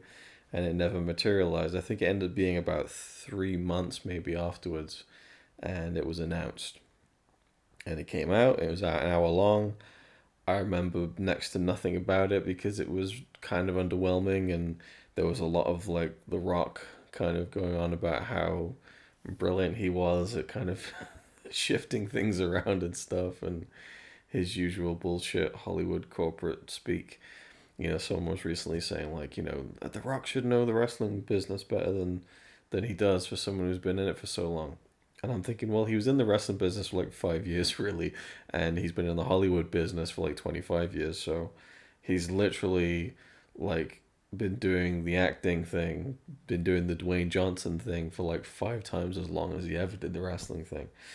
But just I think he's wearing some sort of like, is it like a pink shirt or like some sort of satin shirt? And he's like, and I was talking to Ari Emanuel and Nick Khan and Triple H and I, and we're like, how can we take a step back and just create something that's never been done before, never been seen before, history making, just take a step back and look at that, and how can we create something like that? It's just word salad bullshit basically. But the Raw after WrestleMania, we had this really weird promo with The Rock and Cody, where he put something in Cody's hand and he's like, you broke my heart, and I'm, setting up something down the line. And many months later, there was a big tag match where Cody teamed up with Roman, who then had turned babyface after returning at SummerSlam, and then after the match, The Rock comes out and raises the eyebrow and then that's it. It's gone then. Well, and then WrestleMania 41 has just happened, and it's generally the kind of accepted story that The Rock kind of messed up WrestleMania 41 by inserting himself into Cody Rhodes's shit and then leaving, not really doing anything or showing up at WrestleMania. And so, I have filmed my live reactions for 41. I don't know if I'll edit them or anything, but like the feeling coming out of 41 was so lackluster. And to go back to this video and editing it, I was like, man, that was really a great one, WrestleMania 40. And it's interesting to look at my reactions to the ending of Roman and Cody and being disappointed that Stone Cold didn't show up, because it just seemed so primed for that moment. And they did the thing with Cody and Rock on Raw where they're fighting in the parking lot. Well, not fighting really, he's just beating the shit out of Cody. Very obvious, big truck with Cena and Austin's face on it that felt very deliberate. And it would have been just so perfect for Austin to come down at the end and face The Rock. And so looking back, I can see in the moment I was kind of coming out of that match disappointed because of that, because I was expecting Austin, and two, also because I was just kind of a bit down that Roman's run had ended, and it felt like maybe his career was over because they just done the big documentary. I think I talked about that, and it seemed like maybe he was going to retire, and the footage started coming out afterwards of Roman and Paul Heyman on the ramp after the match, and Roman's like hugging him and crying and stuff. But soon afterwards, Roman tweeted something to the effect of like, okay, day one, let's get going, and that was quite exciting. And so to see Roman come back at SummerSlam and just immediately be a huge over babyface, wearing the OTC t-shirt, Original Tribal Chief, and without even being a forced thing, the crowds are just chanting OTC deafeningly. And to go from, where Roman came from as this babyface that was being pushed down people's throats and people were booing the shit out of him, with The Rock helping him to win the Rumble. Boos, thunderous boos. And to then in 2025 for CM Punk to be back in the company, two, for Roman to be working a program with CM Punk going into WrestleMania 41, and for Roman to go out in Chicago, one of the toughest wrestling crowds in the world, and to run down CM Punk, the hometown kid, and not only does he not get booed, they just start chanting for Roman Reigns. Mental, absolutely mental, but it all kind of came around. And I do think without the title, Roman feels a little less important, and I feel like some of the luster has gone to a degree. I still think he's a big star and everything, and honestly, just his match at WrestleMania 41, he's just immaculate. Like, everything he does is excellent. Every movement, everything is so considered and, precise and exactly how it should be. But yeah, so it's interesting to go back now and just see the end of that long title run and everything. And now we're on the back end of Cody's year-long run as the champion, which has been okay. I haven't been too engaged with it because I've kind of felt the whole way along that he was just going to hold the title till next year's WrestleMania, and which is now this year's WrestleMania 41. And so I've never really felt like there was ever a chance that anyone was going to win the title. And so it kind of felt like marking time, which, to be fair, a lot of Roman's defenses were like too. But I'd like to see them start to change it up a bit and just, maybe drop the title here and there so it doesn't feel like whoever gets it has now got an automatic year-long title run until WrestleMania, because it gets a bit stale when you start doing that, I think. Which is ironic, because for the longest time I wanted long title runs, and now it's kind of going too far in the opposite direction, I think. They just posted on their YouTube channel a director's cut of Roman and Cody from 40, and really cool different angles and stuff. I would have edited it a little bit differently, but there's lots of cool stuff like footage from Gorilla during the match, like the commentary table, over the head shots, drone shots, the film cameras shots, So there's some cool stuff there, and it was fun to revisit that and get some other angles of like The Rock's reaction when Cody had won and stuff. And there's a lot of The Rock walking back down the ramp at the end of the match. But it seems like The Rock kind of got fixated on Cody in real life and wanted to do this whole angle where he would turn him heel And allegedly Cody was not a fan of that, and so they made the decision to turn John Cena heel. And then it seems like The Rock kind of lost interest. But if you look at how his career was going before WrestleMania 40, things weren't looking too great. There was the whole Black Adam debacle. There was that article that came out about how weird he was on set and stuff and peeing into water bottles. And the timing felt right for him to kind of, go back to wrestling for a bit and do that amazing final boss run in 2024, which was born out of the necessity of the fans rejecting him coming back to do the Roman Reigns match. Ironically, I think Rock and Roman this year, 41, would have been absolutely incredible, but I think the ship has sailed on that match, unfortunately. It would have been great to see, but he did come to the first Raw on Netflix and put the Ulafala onto Roman, which again was a bit of a weird, awkward segment where he was kind of looking at Roman a bit and taking off the glasses, and then he walked off, and it was, okay, I guess that's it. But I feel like there's been so much stuff where it just feels like The Rock is trying to like emasculate Cody. The first Raw on Netflix, January 2025, The Rock's out there and he's like, and here's Cody Rhodes in the front row. He's our champion. He's been doing a great job. And just the way it was framed, where Cody was in the crowd like a fucking mark, it's just there's something weird going on with Rock and Cody. I don't know what it is, or if we'll ever know the full story to it. But anyway, so going back, like, I can tell I was disappointed by Austin not coming out. And, yeah, maybe Taker, it would have been cool if Taker was in the full gear rather than just a hoodie and stuff. But, I mean, he said in podcast afterwards that it was so last minute he had to run down to the ring to hit the spot. I don't think I buy that, to be honest, because you need to get the timing of that so perfect and to have rehearsed everything. I don't know. I don't quite buy that minutes beforehand Taker was called out. I think that's kind of bullshit. But what I like about it is that it was something I was not expecting at all. I don't think anyone was expecting Undertaker. It kind of works in the sense he's kind of like the conscience of the WWE, and it vaguely fits. And I think Austin coming down would have been pure fan wank for the point of just The Rock and Austin. Taker kind of is too, but I think in a way the Undertaker thing almost worked better because of the pacing of it and the timing of it. Because you really, at that point, you need to be rolling through it and getting to the finish. And if it was Austin's music, everyone would go crazy, of course. But then, like, would he drive the ATV down? Would he walk down to the ring? And then you got to get him into the ring. And we take her, it's like, bong, like, what the fuck, lights go out. And he's in there in seconds. And then we go, boom, right into it. Just the timing of it was so good. And then you can turn lights off and get him out of there. So I actually think it worked out better that way, even though I can't lie. If it was Austin, I would have absolutely lost my shit. It would have been an amazing moment. But it was what it was. And I can now watch the match again without almost dying halfway through, choking on a bit of burger, going down the wrong way.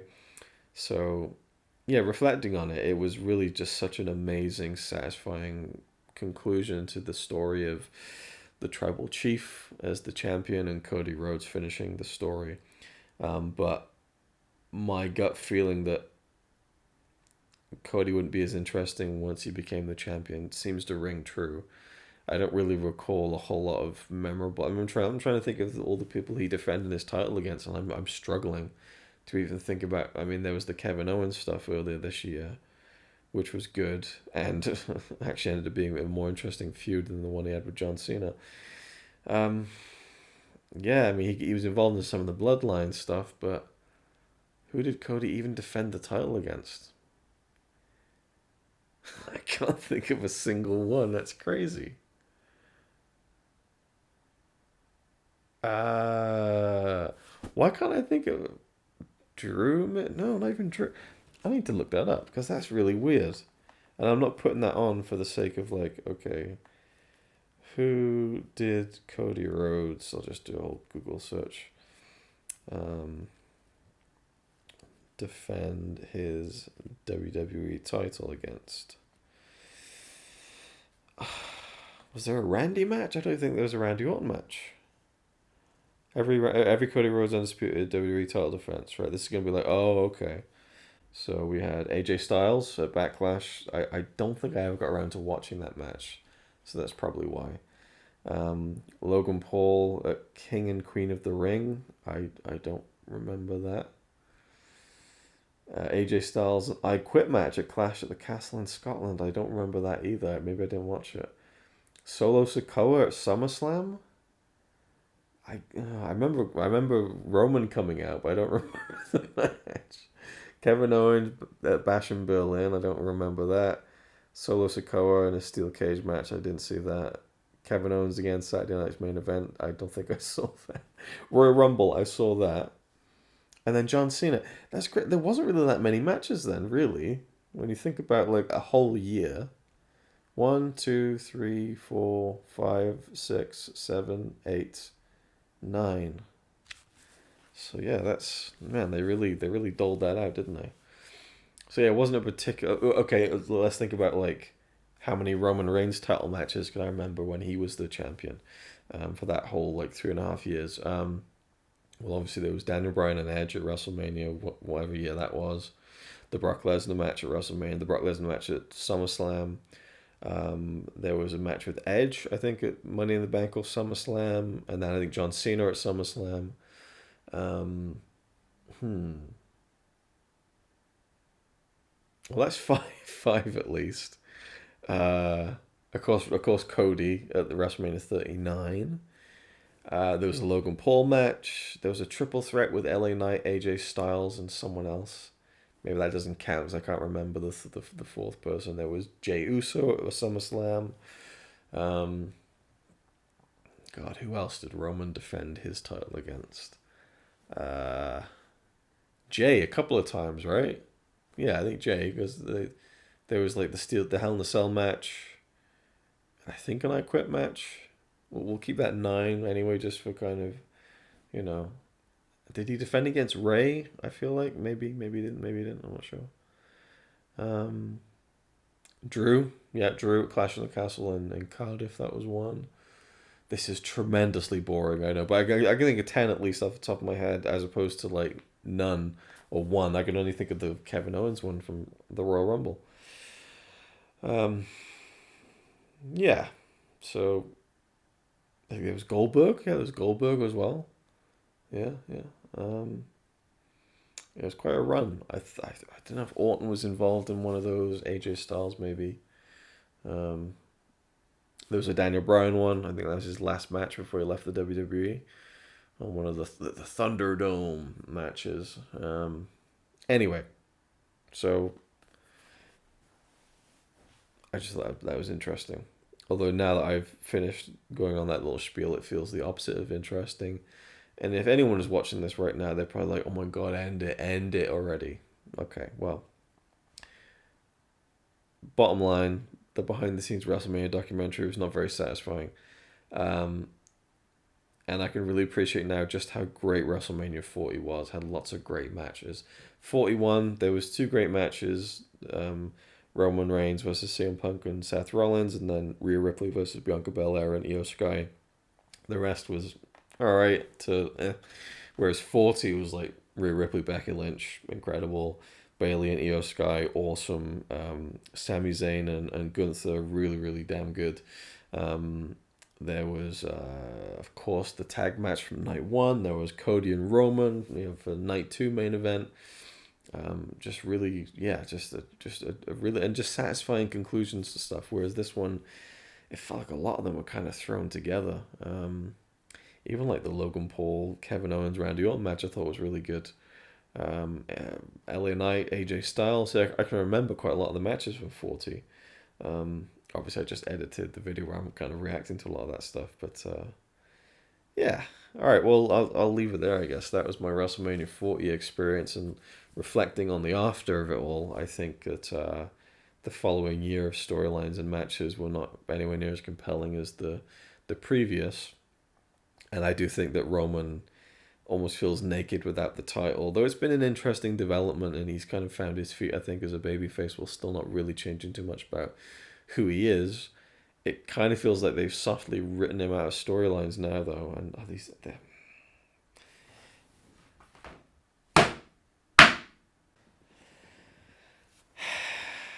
for anyone who might watch this and the 41 video, the ants are still around. There's random ants popping up at every fucking little, just now and then. Just doing my head in. Anyway, Yes, we'll see what WrestleMania 42 holds. I really thought 41, the Netflix Las Vegas, big deal that Rock would have done the Roman Reigns match. And then we could have just had like a nice CM Punk, Seth Rollins grudge match. But, I love the triple threat as it turned out. And maybe if you'll see the WrestleMania 41 video, you'll get more of my thoughts there. Otherwise, thank you for watching this and checking it out. And I don't know, I feel like maybe I should try and just keep doing this moving forward. Because I filmed this WrestleMania 40 thing, and I afterwards I was like, fucking it, no one's going to want to watch all this shit. And then I thought, well, let's put it together right before WrestleMania 41, and I kind of enjoyed going through it. So it might be nice to just, record it every year, and maybe if I have the testicular fortitude to actually go out of the house and watch WrestleMania with my friends again in future years, I can kind of make some videos that are more fun. I have a whole series of footage of clips from WrestleMania 28 with me and my mates. Maybe I can put that together and post it. I don't know. I don't think what like WrestleMania live reactions I've done. I think it is 28 and 31. I think I filmed a video. I think that's it. So, a bit spotty, but obviously I filmed my own, live reactions in WrestleMania 30 live in person at the Superdome. All right, I'm done. Thank you for watching. Hope you enjoyed. And that was WrestleMania 40. The story was finished. And then started again because, of course, it's wrestling and there's no end to any story unless someone retires and or leaves the company or takes their ball and goes home or whatever else may be the case. But in that case, for that chapter, the story was finished. And I'm struggling to find a good little final thing to end this on.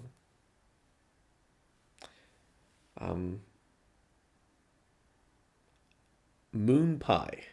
Nice.